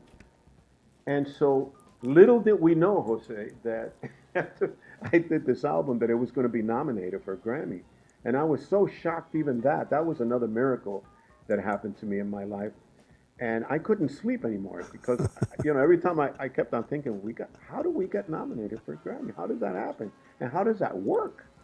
Because in my head, it was very allegorical and I couldn't see it happening. But we got nominated. We went to LA, blah, blah, blah. And then we waited 2 years. We did another album called The Magician.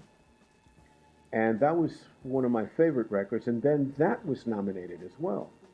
And so I just kept on going, and sort of, being a leader, wearing that type of hat, it's like being the super of a building. If anything breaks down, you're the one that pays for it, That's and true. So I started getting the thing that leaders go through, the cocky musician, the other one that's like this, the other one's like that. And I'm Mr. Nice Guy, so I didn't even know how to resolve those political issues that existed within the framework of a band. And sort of Rachel and other leaders helped me to be strong and say, hey, man, you got to be diplomatic, and this is the way you do it, you know? I remember I had to fire somebody, but I didn't know how to go about doing it. And so what kind of psychology does one use to Yeah, fire somebody yeah. in an eloquent way so that he won't hit your guts for the rest of your life, of course. Right, right. And I did it. And then that was the machinery, that psychological machinery that got me going, and I started sitting little by little more comforty in the aspect of being a leader. And so far, it's been wonderful. Well, we're going to hear something, and we have some questions that we're going to go to and some salutations. So here, going back to the gig that we did in Puerto Rico. Oh, my God. That goes back several years. What do you think? A few years? Lord, Maybe a few years? and here was a Scullers gig with both Rachel and Divina. Wow. And that was, I can't remember what year this was, but Jose, I you know. got to send me those pictures. I will do so.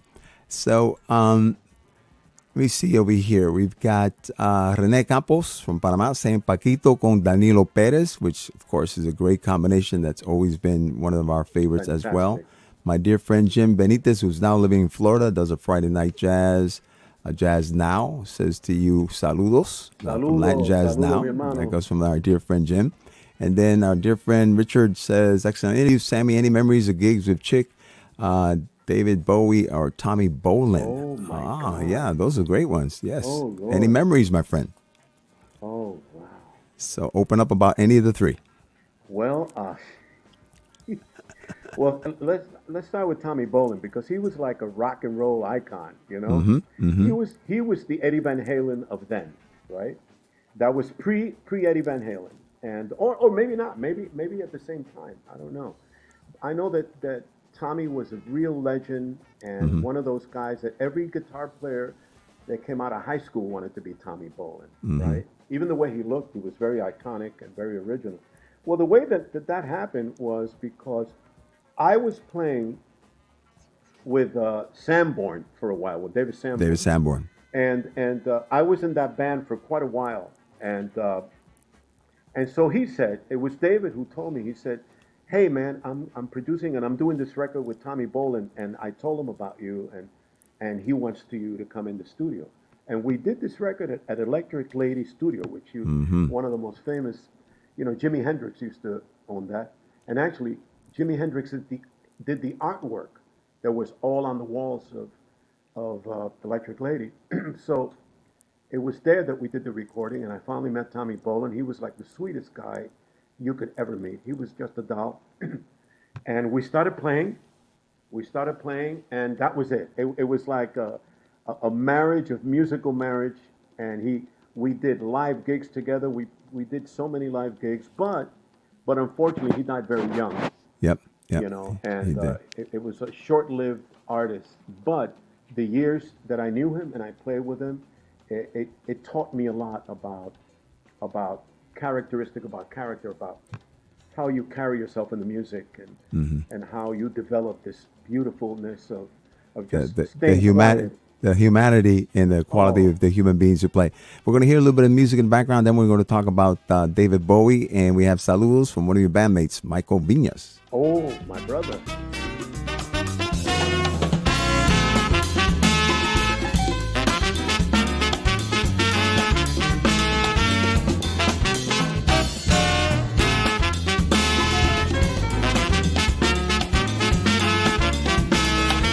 ¿Cinco pa o cinco no? 5 pa 8.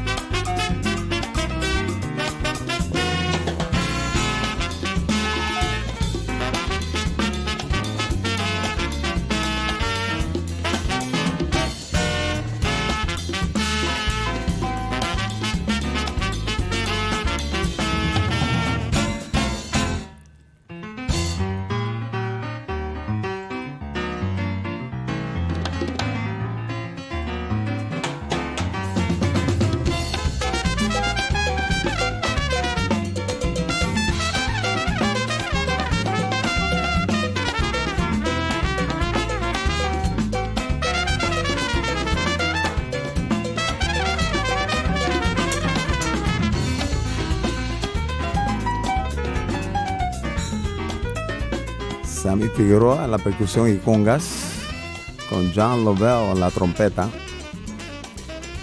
Saxofón tenemos a John Michalak y en el piano Nick Horta en el bajo. Goetz Kujak en la batería.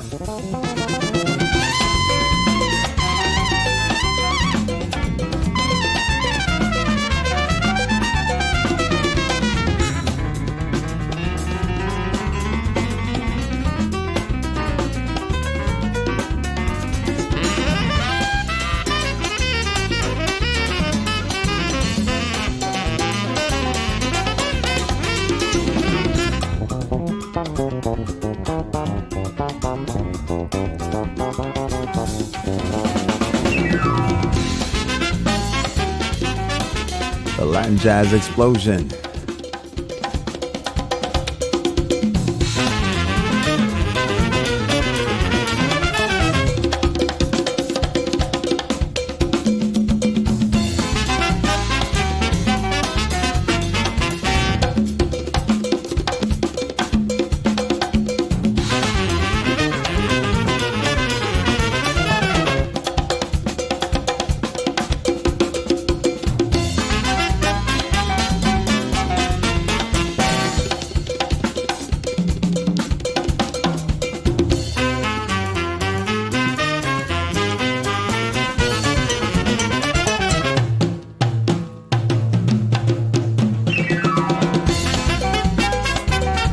Qué sabroso.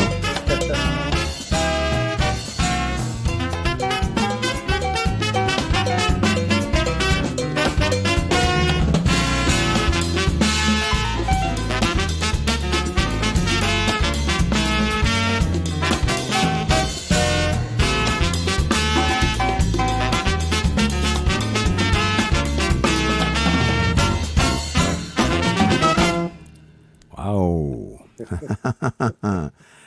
Wow, sabrosón. Ahí lo escucharon Sammy Figueroa, The Latin Jazz Explosion, 5 pa, 5 no. Otra pregunta para ti. Tenemos que hablar sobre la disquera Servant, también sobre David Bowie. Y Jim Benítez también hace una pregunta. Dice, ¿por qué? Why didn't you play with Fania? Okay, that's a good question. So let's go to the question having to do with David Bowie, if you have any anecdotes to share. And then we're going to talk about how did you get involved with Savant Records, who was the one that produced that Grammy album. And then we'll talk about Fania. And Victor Rivera will talk about your vision for light music in the next 10, 15 years. So let's start off with David Bowie. Well, David Bowie was really interesting. How that came about is because I was already playing. I had done a series of records with Nile Rodgers, the great producer who produced Chic and all those great records. And I did their first album, Le Freak, that was like in the 70s the biggest hit. And it still is one of the biggest selling albums in history, right? And so he called me, like a lot of, and he said, hey, man, I heard you. We know who you are. We've heard you on many records. Do you want to come and play with us? I said, absolutely. And I recorded Le Freak. And then after we did Le Freak, that album was 4 times platinum. It was like one of the biggest selling records in history. And then he called me to do another one, Sister Sledge, And then after Sister Sledge, there was a couple of other records. And then he wound up producing David Bowie. And since I was basically the percussionist who played with him all the time, he wanted to use the same formula, the same sound. Because he knew that once one thing worked, it was all going to work. And he didn't want to break up the formula. And that was a very smart thing to do. So I said, wow, I'm going to record with David now. Now, this would be phenomenal for me because I'm a big fan of David. He's incredible. And so I went in the studio. I met the great David Bowie. He was really sweet, very kind, and very, very intellectual, very smart guy. And there was a tune that was called Let's Dance, which was going to be the single. And he said to me, listen, I want you to play whatever you want to play, but I'm going to go to lunch and I don't want to see it. I don't know what, that was his philosophy. So I'm going to go to lunch, and you and Bob Clearmountain, who was one of the greatest engineers, he said, don't worry, Sammy, you and I will do this, let him go. So he left for about an hour and a half, and I said, what do you want me to play? Any particular idea? He goes, no. Play whatever the hell you want to play. Do what you normally do on a record and sauce it up, you know? And so he played this kind of a rock and roll funk tune, and there's a section where there's all this percussion, and I just started playing whatever came to my head. It was nothing thought out or anything like that. But when I finished, and it was one take, it was only one take, it ended, and he goes, come on, let's listen. I said, well, wait, what? You don't want me to do it again? He goes, no, don't do anything. Just come over here and hear it. And we were hearing, and I said, wow, that sounds pretty good. I said, it's done. You don't have to do anything else anymore. So he came from lunch, of course, and I was a nervous wreck. And I said, David, I did it, but I think I'm going to have to do a few passes because this is the first take, and I don't know if this is right. And you might not like what you hear. So he said, yeah, don't worry about it. He started listening, and we were there, and I was like, I wanted actually to hide in the bathroom somewhere. And he says, oh, Charlie, good. Oh, splendid. I love it. You know, and that remained the way it was. The funny thing about that recording is that then I started hearing this song for years and years. In every club that I went, there was that song with the percussion interlude, you know, and the whole thing. And even till today of today, that sometimes very rarely I'll go into a bookstore or something, there it is, Let's Dance, and they always play that percussion interlude. And that's how I actually, you know, it sat within my consciousness that I had actually recorded. It took me a long time to realize, did I actually do that, you know? Because it was David Bowie, and he was like a hero to me. Sure. So it was so wonderful. And that's how the whole thing with David, with David That's Bowie. amazing. Richard also has a thought and a question. He says he thinks Stevie Ray Vaughan was on guitar in that Bowie gig. That's correct. Stevie was another guy that was such a monstrous blues guitar player. And I got to meet him in the studio with Nile. And, you know, Stevie and I became very good friends, so we started hanging out in New York together, you know. And I never met anybody that could sing and play like that, that was another person that was so beautifully humble and so quiet. He never thought anything big about himself. And he just kept on playing and doing what he does best. And he was one of the greatest blues guitar players in the world. Well, that's a great one. So the question, Savant Records, they were the ones that recorded you. And obviously you self-produced the album. It came out of your pocket along with Rachel. You know, with Rachel. Rachel, and we'll talk about the vocal sampling in a minute. So you put this together as far as the whole recording took a while to go. How was it that it landed as part of the Savant Records catalog? Well, that's a cool story. You know, Rachel is responsible for all the records I did, you know. And Rachel, if it wouldn't have been for Rachel, the producer, I don't know if I would have ever had a record, because it was her dream and her thought that I should be a leader in a band. And the first record I did, Sammy Walked In, it was all Rachel's idea, you know. And from there on, Rachel, who is not only a good singer, a great singer-songwriter, but she's also produced many other records. And we'll talk about that later. But I just wanted to say that it was Rachel Farrell who put me in that pedestal of being a leader, you know. And so your question about Savant, it's really interesting, because when I was doing studio work in New York City, Joe Fields, who had Muse Records way back then in the 60s, 70s, he called me to do a session on Muse Records. That was before Savant. And once I did that one session with Muse, Joe became, as a matter of fact, if nobody knows, Joe Fields is one of the most important figures in record owners in the United States of America. He's like Clive Davis or any of these guys. He's one of the greatest impresarios and record label owners in history. And if you get a chance to read about Joe Fields, please do, because he was a living legend, you know. And he had that label, Muse. So once I did the first record with Mark Murphy, who was a very well-known jazz singer, he started calling me for every record that ever he did. And they were doing records, Muse records, every week. Every week was a new artist. Houston Person, him, Mark Murphy. It just went on and on and on. And so for 7 or 8 years, I did nothing but Muse records. I would say. So after that, after the label, Muse was around 20 years, he sold the label to a major company and he opened High Note Records. And that was the beginning of a new label after Muse Records. So High Note started getting its notoriety as one of the most important independent labels in the United States or in the world. And so I was already friends with Joe. I mean, for years, he was like my dad, you know.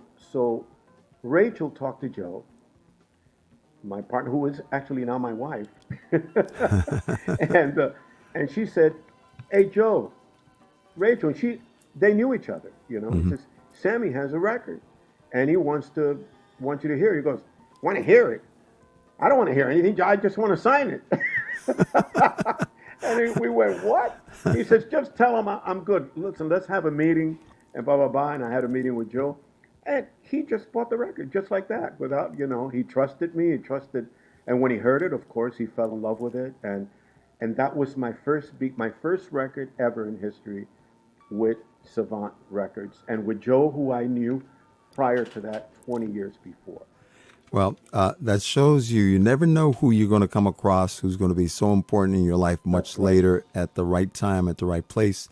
And that's an example of that in real life stories. So then our friend Jim Benitez says, Fania was big. Your name had been around because of all the things you were doing with all these great artists. Did Fania ever approach you to do any studio gigs, to perform salsa with any bands? What was your relationship with Fania during those years of the 70s and 80s?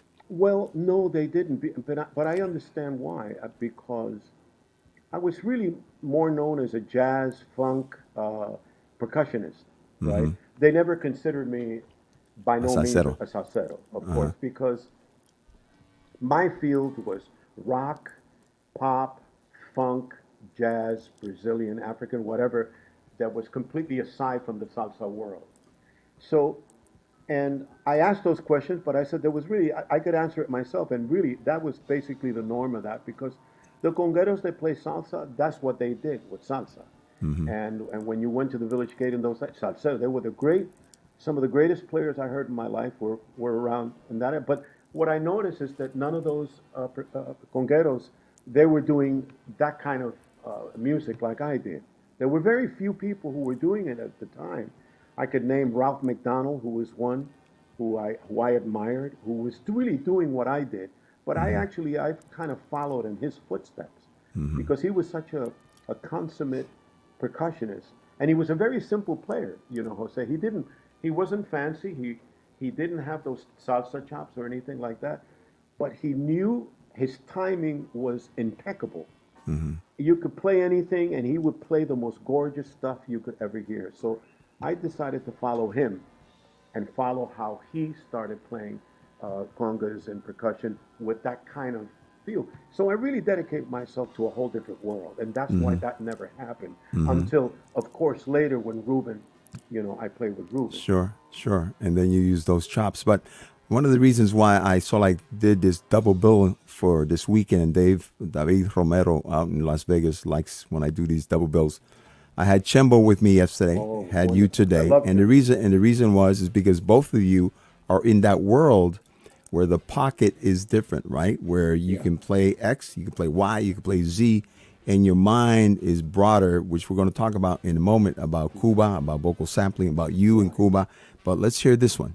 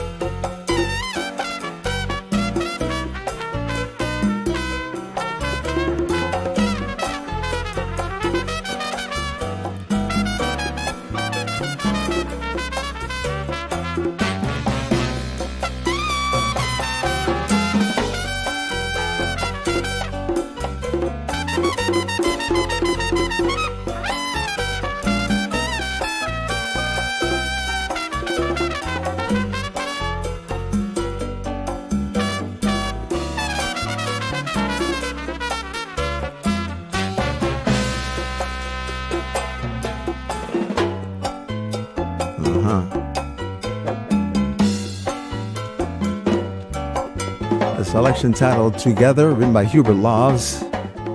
Sound of Mongo Santa Maria there and Bill Fitch in the hands of Sammy Figueroa.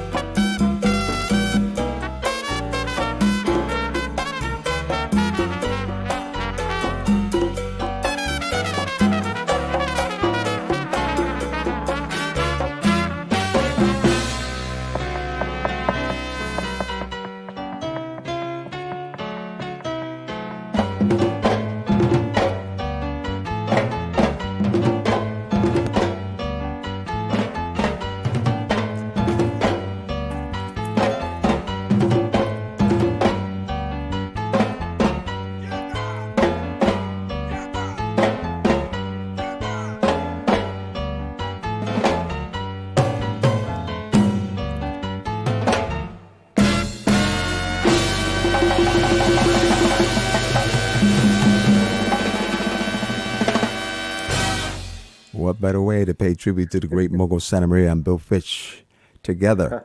So Laurie tells us that that Joe Fields died in 2017. His son Barney is still running the label, which has recorded some great musicians.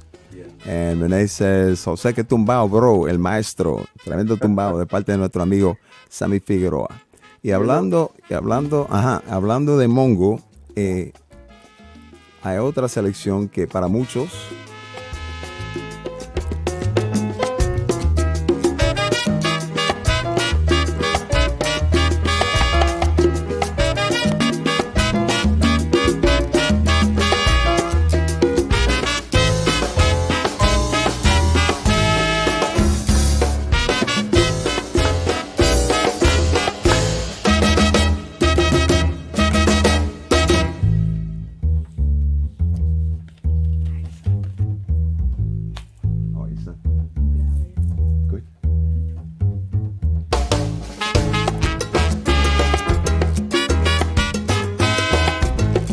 grandson back there.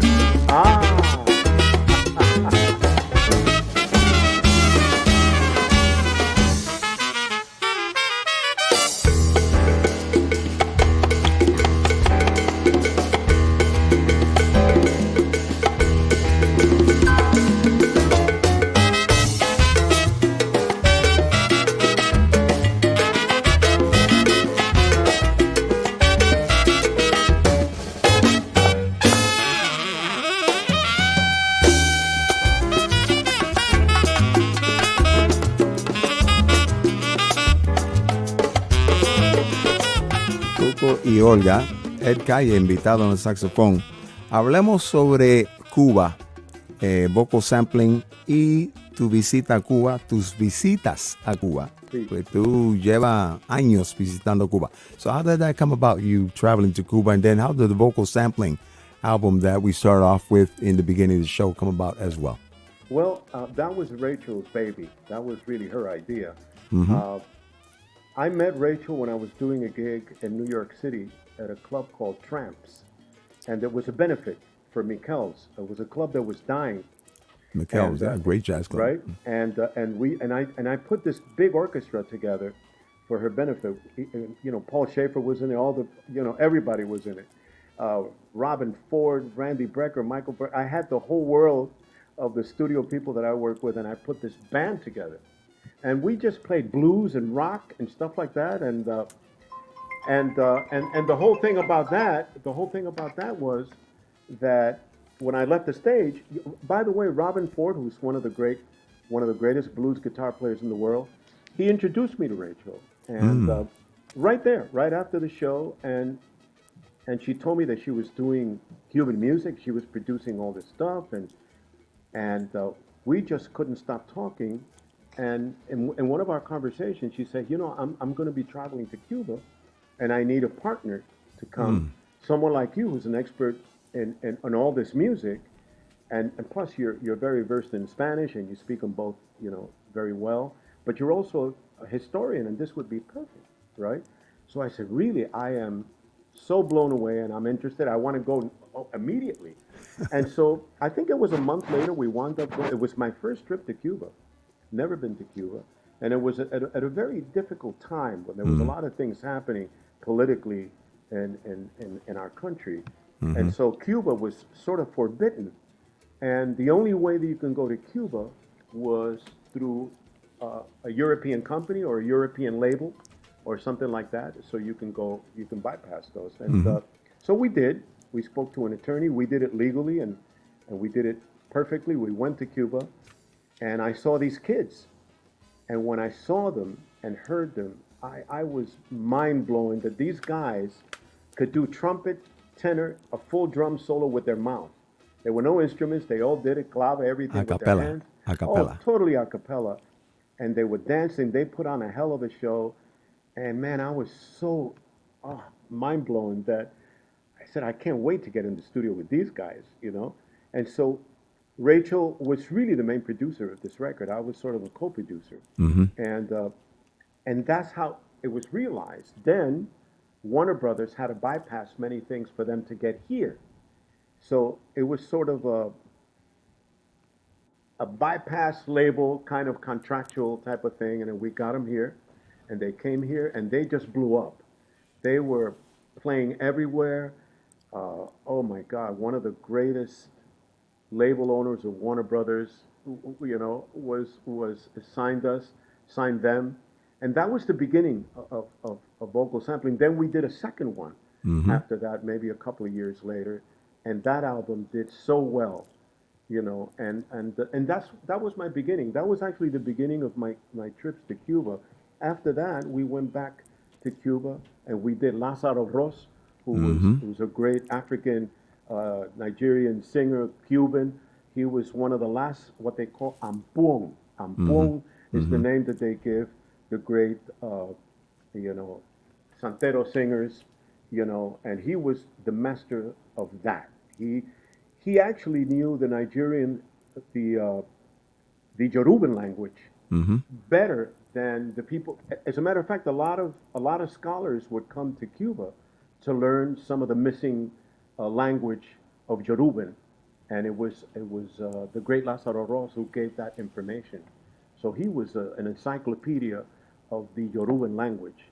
So we did that, and then we proceeded to do another record called Cuarto Espacio with Omar Hernandez and all these guys, and we recorded that in Venezuela, and so we produced about 4 or 5 albums together.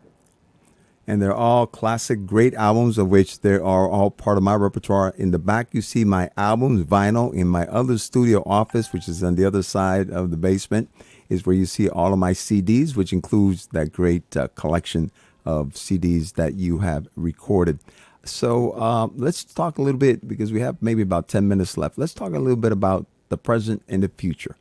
We're living through COVID, which is a very disruptive moment we never expected, nor did we plan for. But as you said at the beginning, we are adapting to the new reality, even though the new reality changes every single day.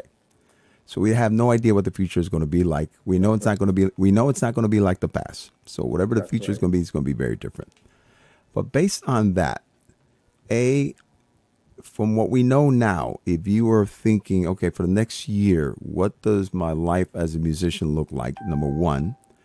Number two, who are some of these musicians that I've come across? Because you have been to, you lived in New York, LA, now in Florida, you've traveled the world, that you've come across that you say, I would love to record with that artist. For instance, the latest project, which you turned me on to, we should speak a little bit about that as well. So it's a 3-part question.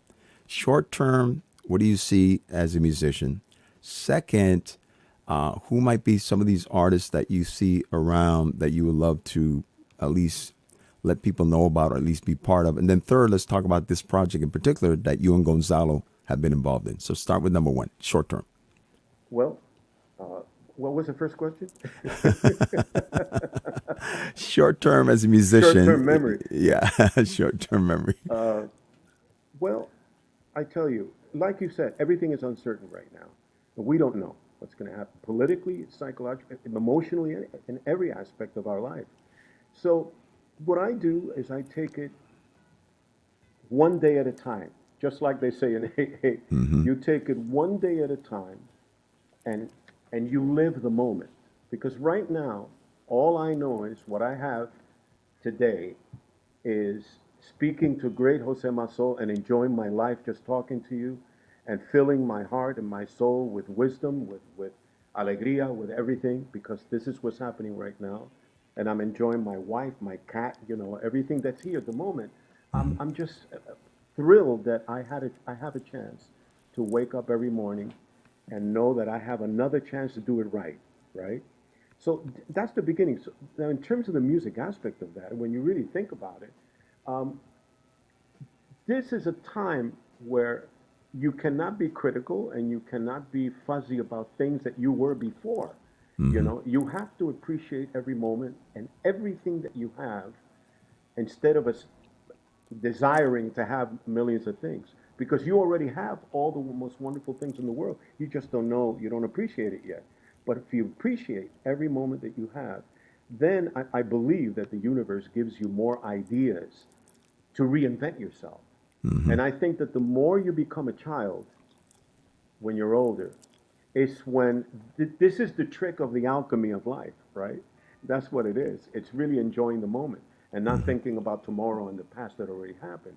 So that's the one trick. And the other thing is that I wanted to share was that I could be sitting worrying about everything that's going on right now with Trump and everything and the uncertainty of this country. But the one thing that I do know is that life has given me such a richness, a full life of so many beautiful things that I am so grateful that and because of that, it keeps me young in my heart, and I listen. The music that I'm listening now, Jose, is music that 17 and 18-year-old kids like. I'm Mm-hmm. listening to neo soul, urban soul, some of the greatest rappers that I've heard in my life. I've heard them now. They're giving a message to the world, to what's happening right now, and they're pointing the way actually to what actually we should do, in these times of trial and turmoil. So that's what's happening. And the second question, Well, before we get to the second question, I'm going to get personal with you yes, because when you and I absolutely. spoke earlier this week, I told you that one of my idols, Felipe Luciano, had Felipe announced Luciano. on his radio show he had been off for a while that he had quadruple surgery Oh my for his God. heart, Yes. and from God bless him, we send him our prayers and best wishes. I think he's recovering from what I heard. He's You one of my had heroes. you had your moment with your health and your heart. You had your That's moment. right. Do That's you right. mind sharing that for a moment? Absolutely. Like about a year and a half ago, 2 years, Rachel and I were in New York at her house, at her mom's house, and I started feeling this burning sensation in my chest. Uh, I didn't fall down on the floor or anything like that, but I was feeling this burning sensation. In my mind, there was acid flux, because that's the first thing you think, right? So I drank something and it went away for a moment, but I said to Rachel, I need to go to the hospital right now. I Mm-hmm. don't trust this. I don't know why, but we need to get to the hospital. And we got in a taxi. We went to 105th Street over there, Mount Sinai, and they took me immediately. And they came back 15 minutes later, and he said, "Sir, I got bad and good news." And I said, "Well, give me the good news." She said, "The good news is that you're here in the hospital. That's the good news. The bad news is you're going to stay here for a week." I said, "Are you kidding me?" He goes, "Sammy, you just had a mild heart attack. Mm-hmm. And it's a blessing that whatever guided you here brought you here because you had a mild heart attack. And if you would have stayed home, the next one wasn't going to be pretty. Right. I would have died." Yeah. So they went into my heart. They did all this blood work for days on end. And they found that I had four arteries 85% choked up. Mm. And They were going to find out if it's going to be open heart surgery or if it's going to be stents. I was praying to God that it would be stents because you don't have to open the heart and break the, the back of the bone to do that. And he said, you're lucky. Stents is going to be the way for you. And so they do it through the vein, which is much easier. I was fortunate enough that day that I went into the hospital, just by sheer blessing, the number one heart surgeon in America was teaching that day there. He didn't live here. He was teaching. And he was the one that decided to take me. Why? I don't know. It's just destiny. And he was the one that did the stents on me. And when we finished a week later, I got dressed and he said, you want to take a walk? I said, yeah, I feel great. He goes, how far is your house? I said, about 13 blocks. Go walk it, my friend. You can walk. Call me when you get to your house. And I walked 12, 13 blocks. I gave him a call and I said, hey, doc. I said, how did you do? I said, great. You're a magician, man. You're the magician. And after that, we became good friends. And that's how that story went. But I'm alive now and I'm still playing and I feel better than ever, believe it or not. We're blessed. We're blessed that divine intervention took place at that particular moment to make it so that you would be here with us this evening. So we have a couple minutes. Let's talk about the project that you and Gonzalo are part of, and then remind people about your radio show and also about social music on Mixcloud. So go for it. Well, John DeVersa was a professor at USC in California. A young man who's a brilliant trumpet player, arranger, conductor. He is one of the most brilliant musicians that I've met in my life. I didn't know him then. I knew him by name. But then they gave an offer he couldn't refuse in Miami University, so he moved his family here. And now he's professor at UM. He is the professor of arranging, conducting. He's just a genius. And I've done a couple of local gigs here. And John DeVersa was part of it. And so I was very honored to meet him. So he called me one day and said, look, I'm doing this project that I want to do that now that we're in quarantine, it would be appropriate. And I want to dedicate this music to the family because we're home. So I want to dedicate it to our families, to our fathers, our daughters, our dog, our cats. The people that we spend a lot of time in this quarantine, I want to dedicate it to them. And I want to write, and I wrote music that's just appropriate and beautiful. So Rachel talked to him about my father, and so he started going to YouTube and listening to my dad's work, and he fell in love with it. And he said, "Oh my God, we got to dedicate a tune to your father. This would be great. But what I want to do is you're going to play for your dad for a few minutes at the beginning of the song, and then we're going to play one of his most famous tunes that he sang."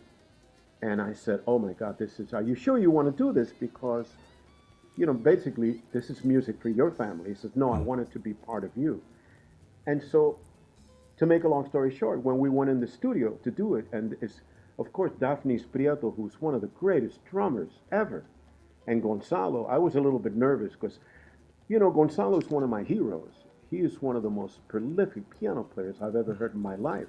Every note counts in his life. Everything he plays is done with such eloquency and beauty and oh my God. So I met Gonzalo in the studio. I didn't know how it was going to go, but I tell you, Jose, it became an instant friendship. We hit it off. He loves to laugh, so we were joking, having fun, and from that moment on, we did a few little concerts here and there, respecting the quarantine, and now we're getting ready to do a big concert in January. With that band, and in February we have another big concert. So, if the quarantine starts opening up, we are going to be playing. Good for you. And Gonzalo Rubalcaba, one of my favorites. He's a sweetheart. I love him. I think he's one of the greatest human beings on earth.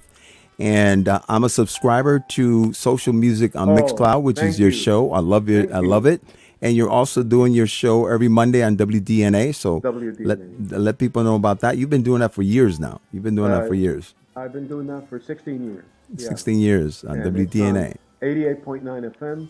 if you're local, and if you are on the web, it's wdna.org. Every Monday at 11, and it's my birthday tomorrow, so I'm That's celebrating. right. You beat me to the punch here. I was gonna end with that. Richard Snyder says, "Love it, Sammy. Great project. Diversa, Daphnis, and Gonzalo. Bendiciones."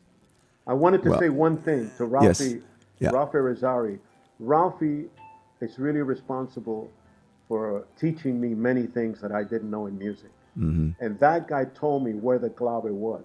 There you go. There It you was go. through Ralphie Rosari. There you go. The Elvin Jones of timbales. There you go. Who taught me where the clave was. There you go. That's so true. But anyway, we love you, Sammy. Happy birthday to you. Tomorrow is your birthday. Many blessings for you, my friend. I hope that the music that you continue to produce for all of us and for yourselves brings you much peace, love, and happiness to your heart, because that's what it does for us. And I hope that it brings joy and harmony to your life, because that's what you do for us as well. And these moments that I spent with musicians like you are a godsend. It energizes me. I told Chembo yesterday, the drum is what I think makes all of us whole and brings us down to earth, puts our feet and our soul in the right spot so that we can enjoy this ecosystem of life at this moment in time where we really need to. And you're responsible for a lot of that through your music. So my blessings to you. Happy birthday, my brother. Give my regards to Rachel, who I saw in the background there. Give her a big hug and a kiss. And folks, you can subscribe to his program on Mixcloud. It's called Social Music, which is a potpourri of different music. It's eclectic. It's a great sound.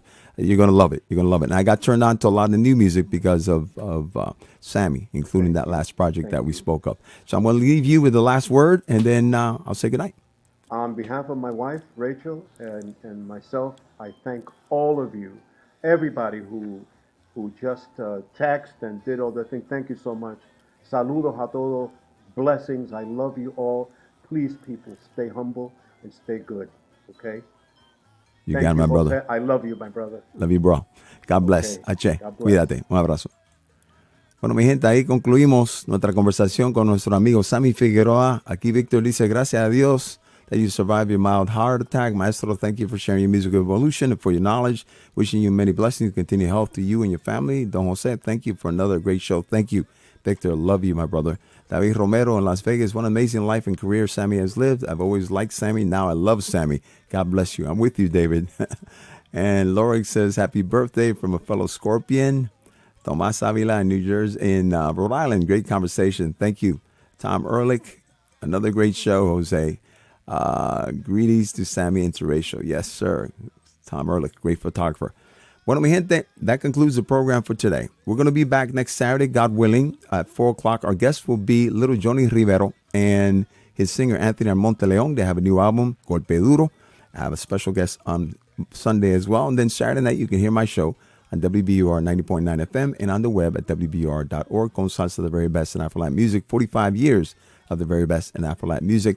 And now broadcasting this show Saturday and Sunday on Facebook and YouTube. And then on Sunday, Facebook, YouTube, and also Tropical Moon TV in Panama. So my greetings to all my good people in Panama and to all my people in Latin America and around the world. I want to thank you. Latino, defienda lo tuyo con orgullo. Todos unidos entre amigos, uno para todos y todos para uno. Y por favor, cuando salgan, when you go out, wear a mask, wash your hands often, 6 feet physical distance from each other. But together we can overcome this. I love you. God bless you. Peace, blessings, and ache. Ciao.